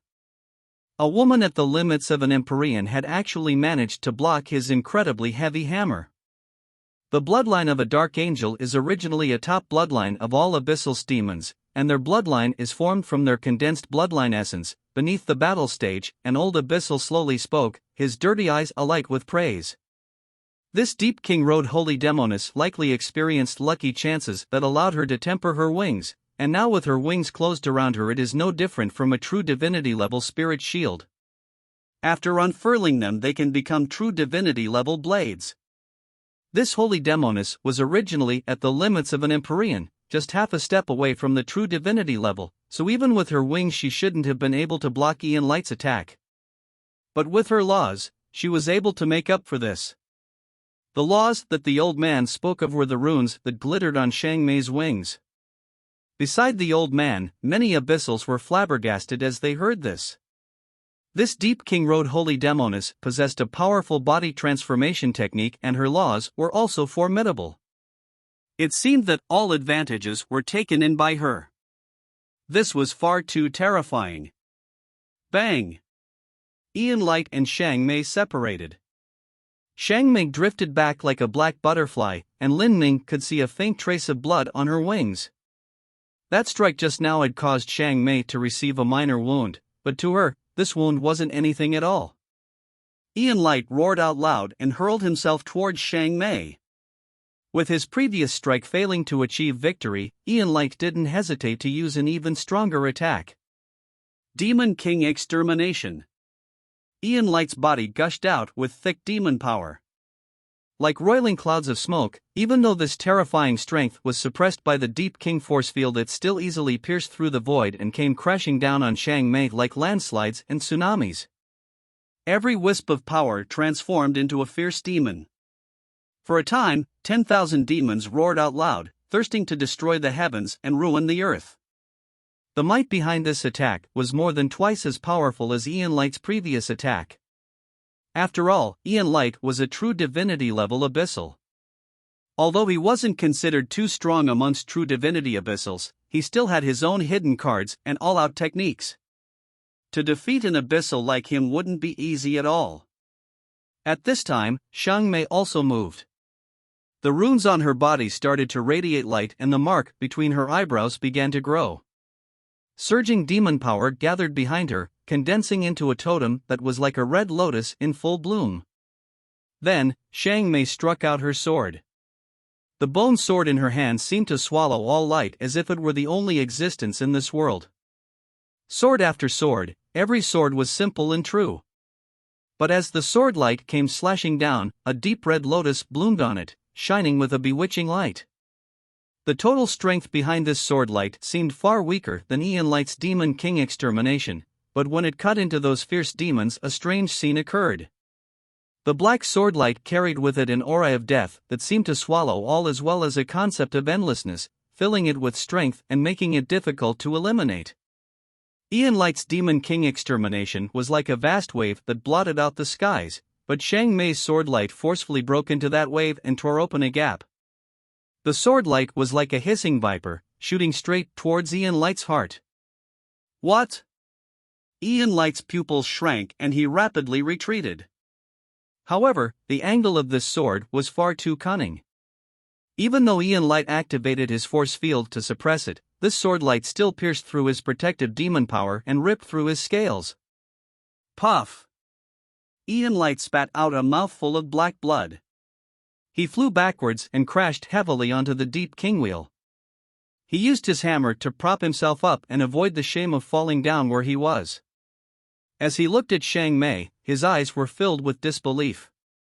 He never imagined that while Xiang Mei's sword light was clearly less formidable than his Demon King extermination, it would still rip through his own technique and also wound him. This was also something that the many abyssal elders beneath the stage still weren't able to see clearly. And the one who saw most clearly was Lin Ming. This was because in that move Xiang Mei just used, Lin Ming also understood the concepts and laws within it. The black sword light contained an aura that could swallow all, those were the death laws. As for that relatively small and weak sword light that was able to break through the much stronger Demon King extermination, that was because of the laws of endlessness contained within it. When both were joined together, this was the Holy Scripture. It was true that the demon power in Xiang Mei's body was inferior to that of Ian Light. But, her laws were able to make up for the disparity in strength and allow her to reverse all odds. Without a doubt, the Xiang Mei that had reached perfection in the grand reincarnation art now stood at an unimaginably high height of the laws. This was true even for Lin Ming. If Lin Ming were to be compared to Xiang Mei, then he would win if they compared how broad the laws they studied were. But if they were only comparing their comprehensions of the Holy Scripture laws, then Lin Ming was far from being able to match Xiang Mei. Moreover, Lin Ming also felt that because of the bone sword in Xiang Mei's hands, she was able to display the greatest strength of her laws. As if the runes inherent on that bone sword were the ultimate manifestation of the Holy Scripture. This was a bone sword that nearly surpassed the rank of a true divinity spirit treasure. And with those Holy Scripture runes marked into it, a sudden thought crossed Lin Ming's mind. This bone sword, could it have been made with the bones of Immortal Sovereign? Lin Ming was panic-stricken to think this. The Immortal Sovereign was one of the two great leaders of the 33 Heavens 10 billion years ago. He was a peerless existence that was in no way inferior to the Azura Roadmaster. When Lin Ming listened to Clear and Ink speak, it seems that the Azura Roadmaster had yet to die, but had simply fallen into a dormant state for various reasons. And as for the place of this dormancy, that was a mystery. The Azura Roadmaster was alive, but not only was the Immortal Sovereign dead, even his bones had been turned into swords? With such a possibility swimming in his mind, Lin Ming felt saddened. But at the same time he was also increasingly confused about Xiang Mei's status. And at this time, atop the deep king wheel, the battle between Xiang Mei and Ian Light continued to rage on, becoming increasingly fierce. After Xiang Mei took the upper hand, she didn't give Ian Light any chance to recover. Her body rushed forwards like surging black smoke and the sword in her hand danced in the air. Sword light fell down like rain, dense and fleeting. Every sword light contained the life laws of growing endlessly, unable to be destroyed. At the same time, these sword lights contained the death laws, easily melting apart any demon power it contained. Whether it was Ian Light's protective demon essence or the attack he sent out, all of it was pierced through by Shang Mei's sword light. The strength Shang Mei used was always weaker than Ian Light's, but from what everyone could see, Shang Mei was the one winning. Ian Light continued to use method after method, but not only were his abilities all countered by Shang Mei, but he instead gained more wounds. Ian Light's energy slowly turned chaotic. He was consuming more energy than Shang Mei, and he also had more injuries than her. But as for Shang Mei, she was neither slow nor fast, her breath steady, as if she could continue to fight on for forever. With the fight having reached this step, the result was already decided. Now it was only a matter of time until Shang Mei's victory. All the Abyssals watching were shocked. Although they expected Shang Mei was strong, they never imagined that Shang Mei would suppress Ian Light in this battle. She was a powerhouse at the limits of an Empyrean. At most, she could be considered as just having a single step in the threshold of true divinity. There was still a massive difference until she was truly at the true divinity level. If she could fight a lower true divinity with her cultivation, then what would happen once she became a true divinity level abyssal? Wouldn't she be able to fight an upper true divinity? At the true divinity level, jumping 2 small boundaries to battle was an unimaginable feat. This meant that in the future Shang Mei would have a small chance of stepping beyond divinity. Even if she didn't rely on the totem level abyssal inheritance of the abyssal ritual, she could still step beyond divinity. And what if the abyssal ritual was added on? Then, just what would her future be like? The abyssals that watched from the side simply couldn't imagine it.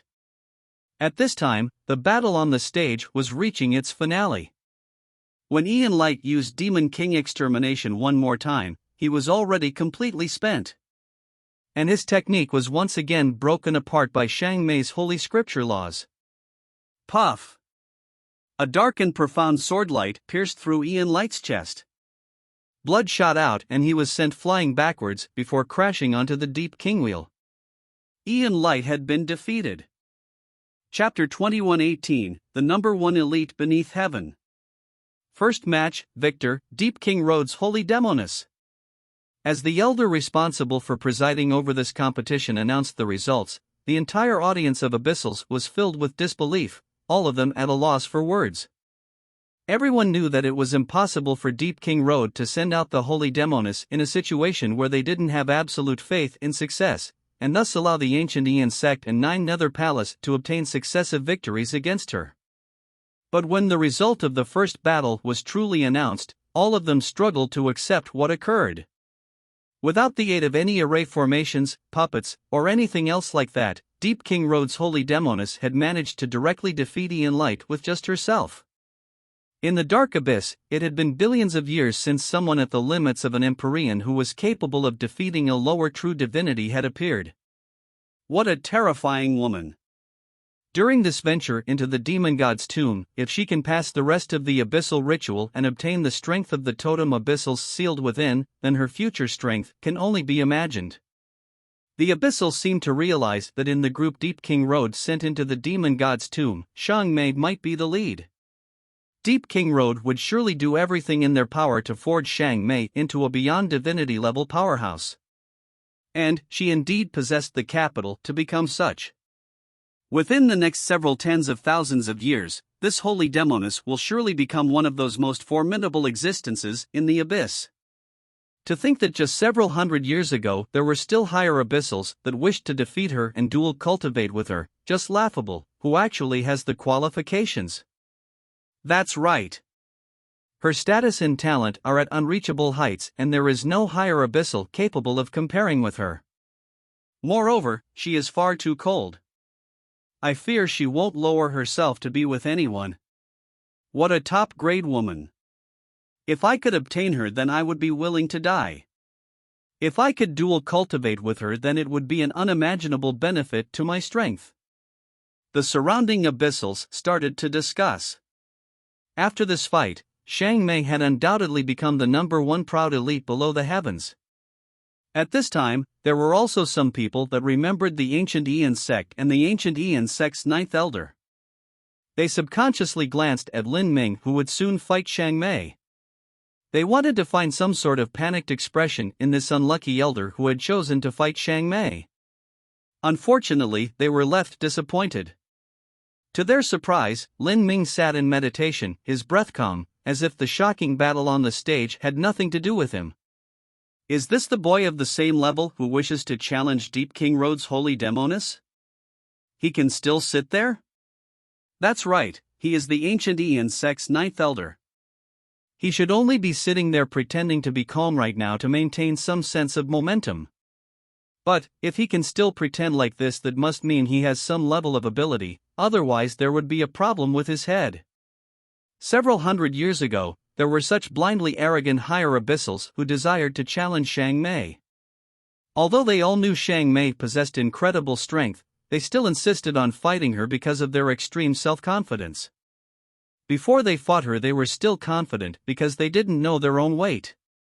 In the end, they were severely wounded by Shang Mei, and there were even some that were crippled. But now, even if there was yet another blindly arrogant challenger, they still shouldn't think that their strength could compare with that of a true divinity-level abyssal. Even a true divinity was defeated by Shang Mei. One would have to carefully consider just how strong they were in front of a true divinity, and then one could extrapolate the result of the battle from this. Yet not only was this ninth elder not in despair, but he sat calmly where he was. This left those watching him surprised. I hear he isn't even at the limits of an Empyrean, and his cultivation is lower than Deep King Road's holy Demonis. He is likely at the upper Empyrean level or the peak of the middle Empyrean level. If his cultivation is lower than Shang Mei's, just what point is there in fighting? Some abyssals spoke in hushed voices. At this time, Shang Mei's gaze fell upon Lin Ming. As Lin Ming sat there in meditation, his breath, his heartbeat, the revolution of energy within his body, everything was sharply captured by Shang Mei's eyes. From aura alone, it was clear that Lin Ming wasn't faking being calm. This left Shang Mei puzzled.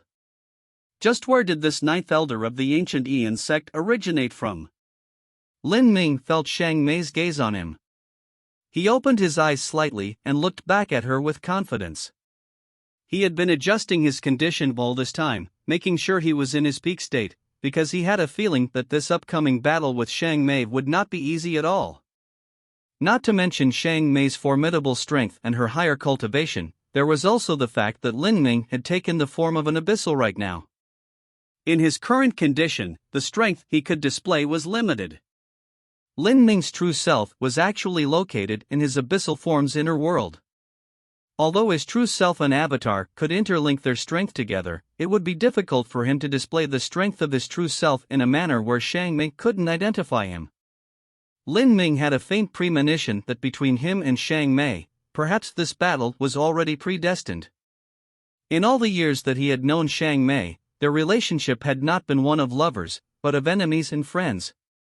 They fought each other and confronted each other. From the final trial of the Azura Road to grasping the principles atop the Akashic Dream Universe's shrine platforms, to being hunted down to the Skyspill continent 12,000 years ago, and finally now. Lin Ming took a deep breath and closed his eyes, entering an ethereal state. However, compared to Lin Ming, Ian Fire could no longer remain composed. Because the match he chose was Shang Mei. In terms of strength, Ian Fire was around the same as Ian Light. If Shang Mei had defeated Ian Light so easily, then if he were to go up on stage his chances were likely no better. This woman is too terrifying. Ian Fire's complexion turned ugly. Your battle with her will commence 3 days from now. You must do everything you can to succeed. The intensity of her energy is inferior to your own, but she surpasses you in the laws. When you fight her, you must make sure your attacks aren't spread out and blotting out the skies, but more precise and focuses instead.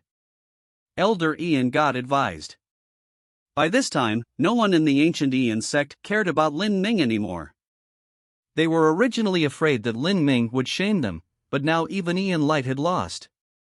If an Empyrean like Lin Ming were to lose, no matter how miserably he lost, it couldn't be any more disgraceful than what occurred. These true divinity battles continued at a pace of one per day.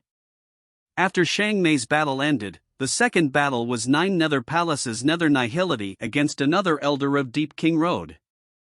Nether Nihility was the most famous and prestigious abyssal amongst the elders of Nine Nether Palace that were in the prime of their youth. He was the strongest abyssal that Nine Nether Palace sent out and also the one with the greatest potential. When he was choosing opponents, he didn't choose Shang Mei. Because he didn't know how strong she was, he chose another lower true divinity instead. But now Nether Nihility somewhat regretted his decision. He sorely wished to fight Shang Mei, to battle this proud child of heaven.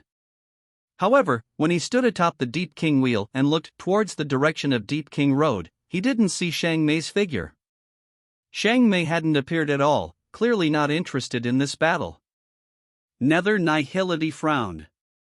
It was clear that in her eyes, he wasn't worth paying attention to. Nether Nihility's match ended with his victory. Although his victory hadn't come easily, he wasn't flustered at all. Everything occurred in order. Such a result was within the expectations of many abyssals. Nether Nihility was truly strong. But to the people of the ancient Ian sect, the pressure on them was far too great. Nine Nether Palace had already won, but whether their ancient Ian sect could win was still an unknown. If they were to lose all three matches, then, during this venture into the demon god's tomb, they would surely fall into an extremely passive position. And then, in the third match, it was Shang Mei once again. Shang Mei's opponent was from Nine Nether Palace, and her opponent was also the weakest true divinity in Nine Nether Palace. Nine Nether Palace's elders were different from those of the ancient Ian sect. Of the three true divinity level abyssals they sent out, Nether Nihility was the absolute strongest, another was in the middle, and as for the third, he was the weakest. His age was slightly higher than it should be and his strength was also lacking. He had just been brought here to make up numbers. When Shang Mei and this weakest true divinity level abyssal of Nine Nether Palace stood on the Deep King wheel together, no one thought that this elder of Nine Nether Palace had even the most minute possibility of winning. Those from the ancient Ian sect could only hope that this weak elder would be able to consume a bit of Shang Mei's strength so that Ian Fire's chances of defeating Shang Mei would be a bit higher. Because what followed next would be the battle between Ian Fire and Shang Mei. However, no one thought that as this weakest true divinity level elder stepped on stage, he would simply say, "I admit defeat." This left many watching abyssals speechless. Although everyone could see what the result would be, this was still a true divinity against an Empyrean. A true divinity had actually admitted defeat without regard for their honor. This was simply a joke. And the elder of Nine Nether Palace admitting defeat like this caused Ian Fire's complexion to become increasingly ugly, because the next one up would be him. And Shang Mei hadn't even used up any of her strength. Chapter 21:19, Unfathomable. Those old Nine Nether Palace bastards. The abyssal elders of the ancient Ian sect grimaced, their complexions darkening. Nine Nether Palace and the ancient Ian sect were allies, but they still competed against each other. After the Nine Nether Palace elder admitted defeat against Shang Mei, it was the ancient Ian sect's Ian Fire's turn to step onto the stage. Since Nine Nether Palace knew that they were going to fight Shang Mei first, they naturally weren't willing to smooth the road for the ancient Ian sect. If they had to lose, then they would rather everyone lose together. Each battle was separated by a single day. To a true divinity level abyssal, a single day was as fast as a blink of an eye. The abyssals present waited for a day. Then, Shang Mei's third match began, and her opponent was Ian Fire. It had already been 2 days since Shang Mei's battle with Ian Light. She hadn't consumed much to begin with, and since she had an additional day to recover, she had already returned to her peak condition. Elder Ian Fire, you can do it. I believe in you. On the side of Nine Nether Palace, someone shouted out loud. The elder who said this could be considered to have some friendship with the ancient Ian sect, But the truth was that this so-called friendship was the type where they cheerily laughed at sometimes while holding a knife ready to stab them in the back or gloat over the misfortune of others. Ian Fire froze where he was as he heard this. His face flushed red and he glared at the elder who spoke, icily saying, "Humph, just you wait and see." As Ian Fire came on stage, he was well aware of his own strength and knew that this battle would be difficult. Even so, he didn't feel that his loss was already determined. This was because Shang Mei had defeated Ian Light utilizing her own ingenuity. In his eagerness to win, Ian Light had used several incredibly mighty skills, but all of them had been countered by Shang Mei using a small price. As such, Ian Light had consumed more and more energy while Shang Mei hadn't used up much strength at all. From that point on he had been doomed to defeat. Thus, Ian Fire planned to compete with Shang Mei in a battle of skills and delay for as much time as possible. He believed that with his true divinity boundary, the foundational base of his energy was far deeper than hers. At the end, he would be the one still standing. This was what Ian Fire had planned and also what he would do. Every true divinity had their own methods and Ian Fire was no mud that would be freely beaten around by others. After he stepped on stage, black abyssal flames ignited all over the Deep King Wheel. These were demonic flames known for being able to annihilate all, as well as Ian Fire's force field. Do you all really think I will lose? I will win and show you all. Ian Fire's eyes burst out with a brilliant fighting spirit. As the abyssal flame force field lit up all around him, his confidence rapidly rose. Generally speaking, if any abyssal demon below the true divinity level were to enter this abyssal flame force field, then they would be charred to ashes. But let alone Ian Fire, even a true divinity level abyssal would have to consume a massive amount of strength in these flames. What Ian Fire wanted to do was burn up Shang Mei's strength. From the start of the battle, Ian Fire had no intention of directly facing Shang Mei. He increased the distance between them, delaying for time to consume her strength. Shang Mei's several sword lights were all blocked by Ian Fire using his flame shield and then burned away. The more Ian Fire fought, the more confident he was. And maintaining a force field actually didn't use up much strength. This was one of the advantages of force field skills. This Ian Fire is a true divinity abyssal, yet he uses such a pathetic tactic to fight against an Empyrean level abyssal. Although it is disgraceful, any tactic that wins is a good tactic. Ian Fire doing this is the indisputably correct choice. The result of this battle is a bit confusing. I wonder just who will be able to last until the end. As many abyssals discussed amongst themselves, they all realized this would be a protracted battle. This was because Ian Fire wasn't willing to directly confront Shang Mei, and if two true divinity-level opponents were to fight like this, they could go on for several days and nights. However, as everyone was thinking this, Lin Ming actually knew that this battle wouldn't last much longer. This was because what Shang Mei was proficient in was not just the life and death laws. Cold light flashed in Shang Mei's eyes. The bone sword in her hand drew a circle in the air before she stabbed it into the Deep King Wheel. Shwa! With the sword blade as the center, howling cold winds rose up from all around. A layer of frost appeared on Shang Mei's originally beautiful face, and the blood-red lotus mark between her eyebrows also turned icy blue.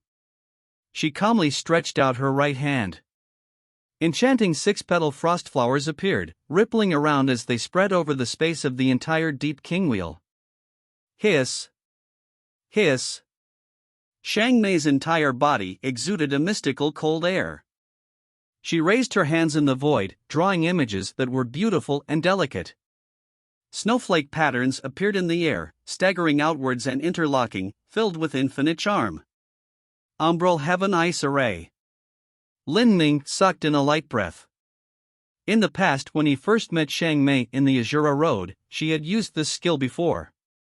The final trial of the Azura Road's fifth test was to battle against the Undying Inferno and Undying Polar Ice.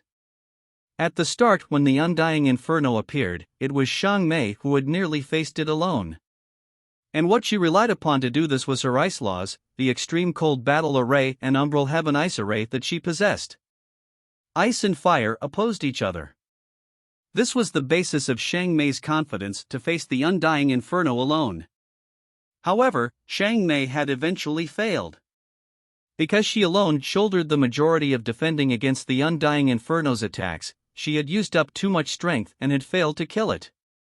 When the undying polar ice appeared afterwards, Xiang Mei and Lin Ming joined together to finally pass the final trial's fifth test. Now, with over 12,000 years having passed, the umbral heaven ice array displayed by Xiang Mei had reached an inconceivable boundary. As the ice array appeared, an incomparably horrifying cold energy covered the entire deep kingwheel, coating it in a layer of ice. Recklessly freezing ice energy collided against the burning flames that Ian Fire released. For a time, the cold ice melted, but massive swaths of fire were also swallowed up and extinguished. The entire stage had turned into a world of ice and fire. As the Abyssals watched this intense struggle of domains, their eyes bulged open as they stared. This time Xiang Mei didn't rely on any clever techniques, but instead used her own strength to frontally resist Ian Fire's strength. In a collision of domains, although it was related to one's laws, it was even more so a competition of absolute strength. Elder Ian Fire's complexion rapidly changed. He never imagined that Xiang Mei's attainments in the ice laws would be so amazing. By this point, whoever's domain would finally be able to cover the entire battlefield would take the upper hand and likely obtain victory in the end. Ian Fire immediately poured more and more of his strength into his domain. Rumble, rumble, rumble. In a clash of the power of laws, countless ice and fire runes were smashed apart. With Xiang Mei at the center of these runes, they were like giant and gorgeous flower petals that bloomed in layers. However, in the end, Xiang Mei was at a higher level. In a collision of strength she was no weaker than Ian Fire, and in terms of laws, she occupied the advantage. The void froze and the abyssal flames were swallowed up. Ian Fire clenched his teeth, beads of sweat already dripping down his forehead. Shwa! With a light sound, a pair of black wings unfurled from behind Xiang Mei. She flew up into the air, and in this moment as layers of runes covered her, she was like a goddess of the heavens. When Xiang Mei released her wings, her umbral heaven ice array also changed in color. The six-petal flowers began to change from deep blue into pitch black. Black snow and ice surged over the deep kingwheel, mysterious and powerful, carrying with it the swallowing force of the power of death. At this time, whether it was Xiang Mei or Ian Fire, neither struck out against the other. This had now become a confrontation of force fields. Time passed, by seconds and minutes.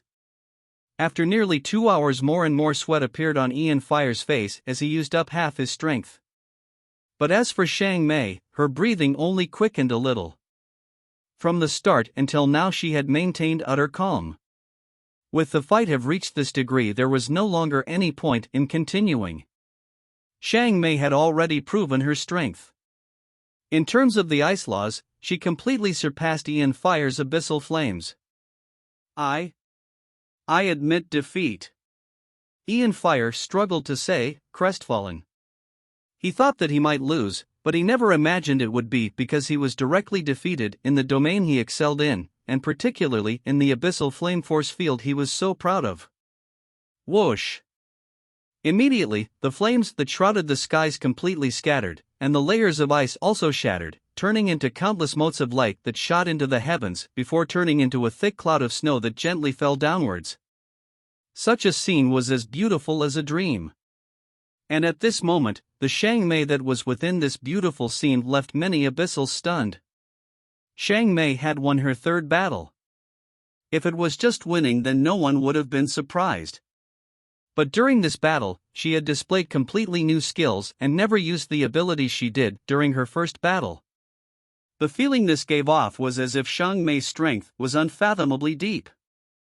Chapter 2120, The Battle is Not Over.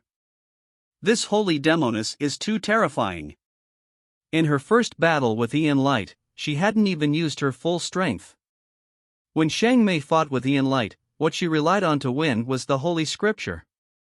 And in her battle with Ian Fire she utilized her deep ice force field to win. Because of this, one couldn't help but think that Xiang Mei never tried her best to begin with. She could win with skill, and even in frontal combat she was no weaker than a true divinity-level abyssal. Formidable strength, profound laws, her dark angel bloodline, that horrifying pair of black wings, and even that mysterious bone sword that might even be at the beyond divinity level. So many dreadful strengths had been distilled in a single body. Such a woman was simply far too terrifying. If this woman were given time, then in 100,000 years I have no idea just what step she would grow to.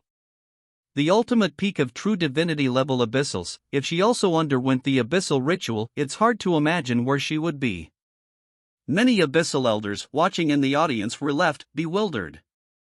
Xiang Mei had reached greater heights than they did, and in the future she might even become the ruler of the abyss. The truth was that Lin Ming was also secretly astonished as he watched Xiang Mei.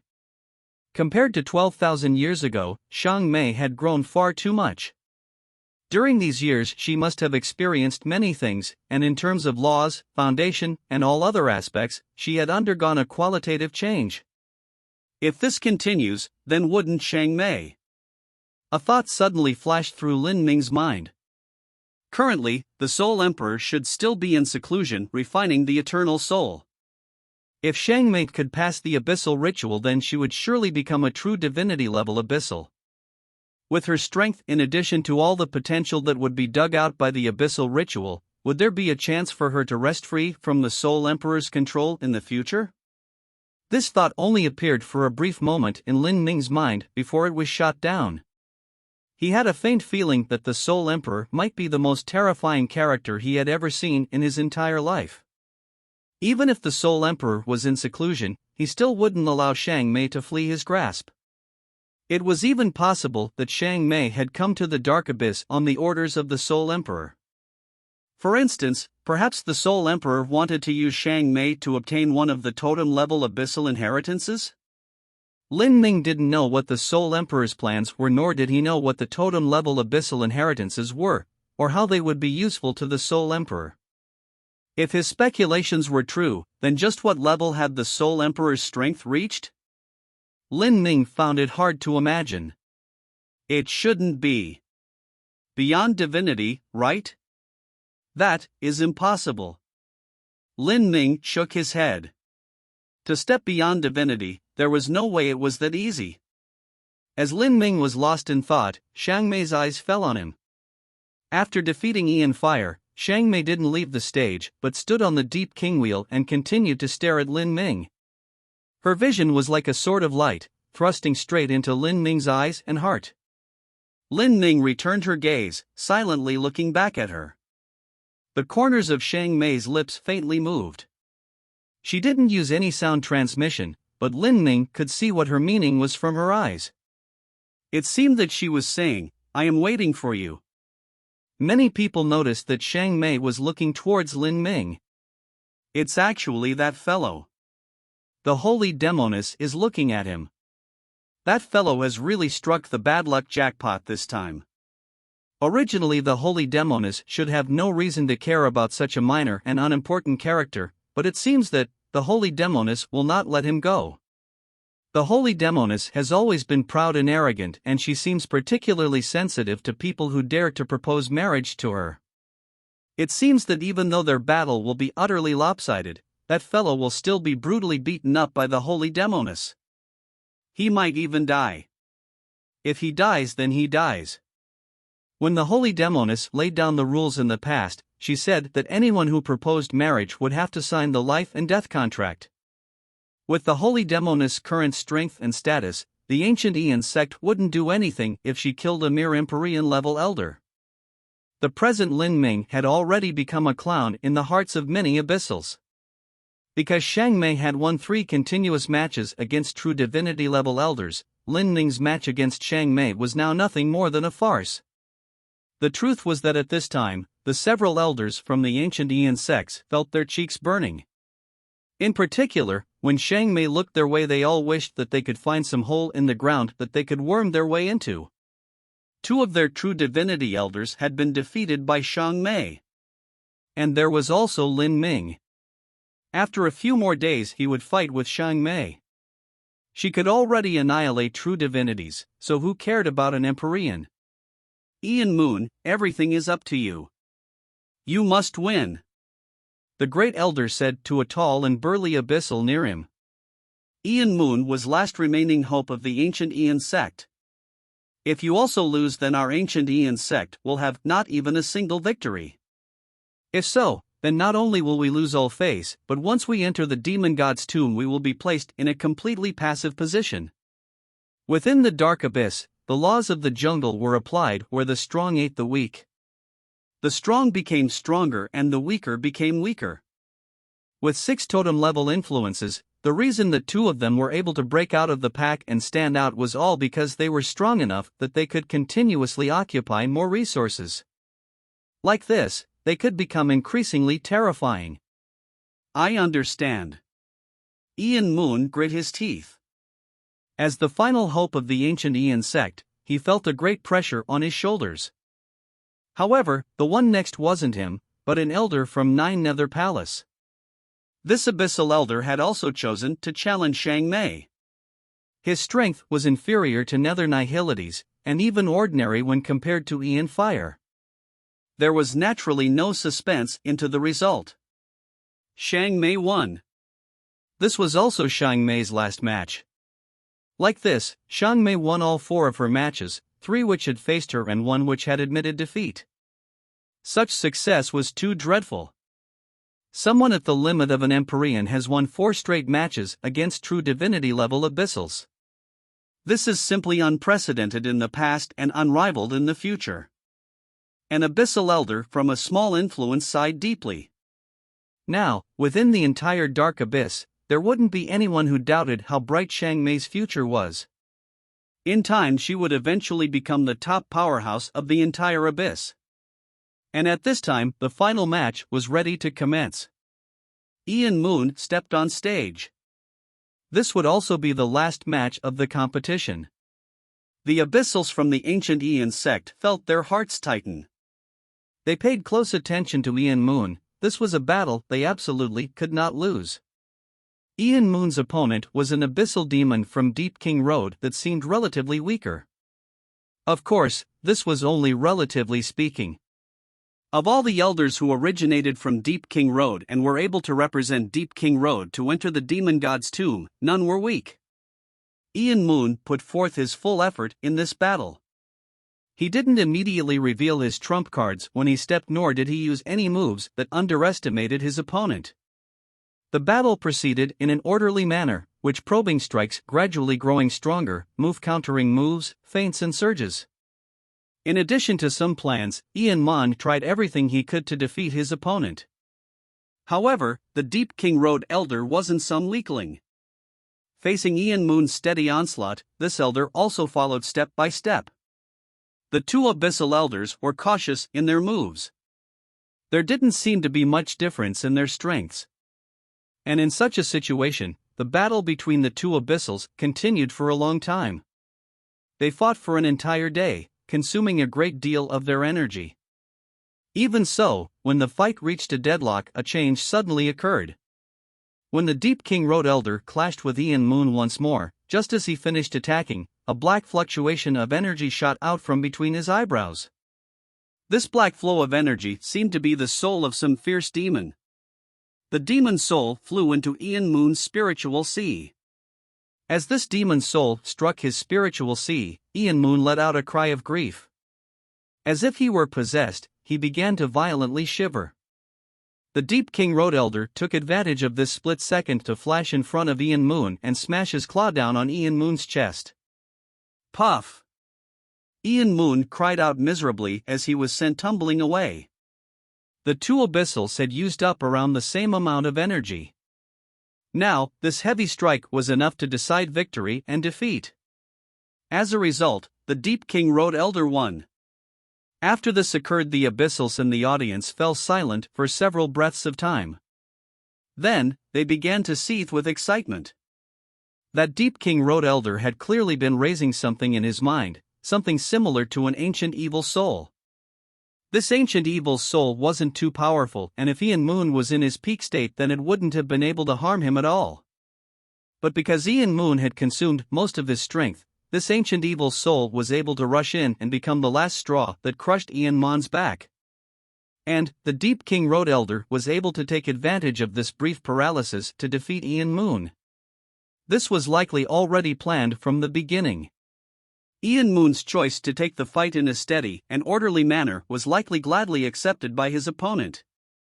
With this, the ancient Ian sect lost all 3 matches. For a time, the Abyssals of Deep King Road raucously cheered. Some Abyssals from smaller influences had gloating expressions on their faces. As for the several elders of the ancient Ian sect, their complexions were beyond ugly. It had to be known that 9 Nether Palace had won 1 match, whilst their ancient Ian sect had suffered total defeat. They had not only lost all benefits but also their face. This was no different from giving the enemy army all one's soldiers and wives. Ha ha ha. Elder Ian God, well fought. On the side of Deep King Road, the middle true divinity elder presiding over the competition chuckled. Our skills are inferior to others, so we are sincerely convinced of our losses. Ian God barely managed to maintain some semblance of composure and uttered a few polite words. And behind Ian God, the other disciples of the ancient Ian sect fidgeted around, obviously wishing to leave as soon as possible. These disciples could clearly hear the discussions of the Abyssals all around them. When a wall was about to collapse, everyone wanted to give it a push. All these small influences fervently wished to see a spot amongst the 6 totem-level influences open up. After all, Ian had long since died and the Book of Ian had disappeared without a trace. It was time for the ancient Ian sect to let go of their position. Let's go! Ian God waved his hand, turning to depart. There was no meaning to staying any longer. The longer they stayed, the more they would suffer the ridicule of others. The ancient Ian sect disciples all felt relieved. They hurried to stand, wishing they could teleport out of this place as they didn't want to stay a single moment longer. However, as the many disciples of the ancient Ian sect stood up, a cold and enchanting voice rang through the entire audience. Just where are you going? The battle has yet to end. The Abyssals present were stunned. They turned to see that the woman speaking was a woman wrapped in fog-like darkness. She was Deep King Road's holy demoness.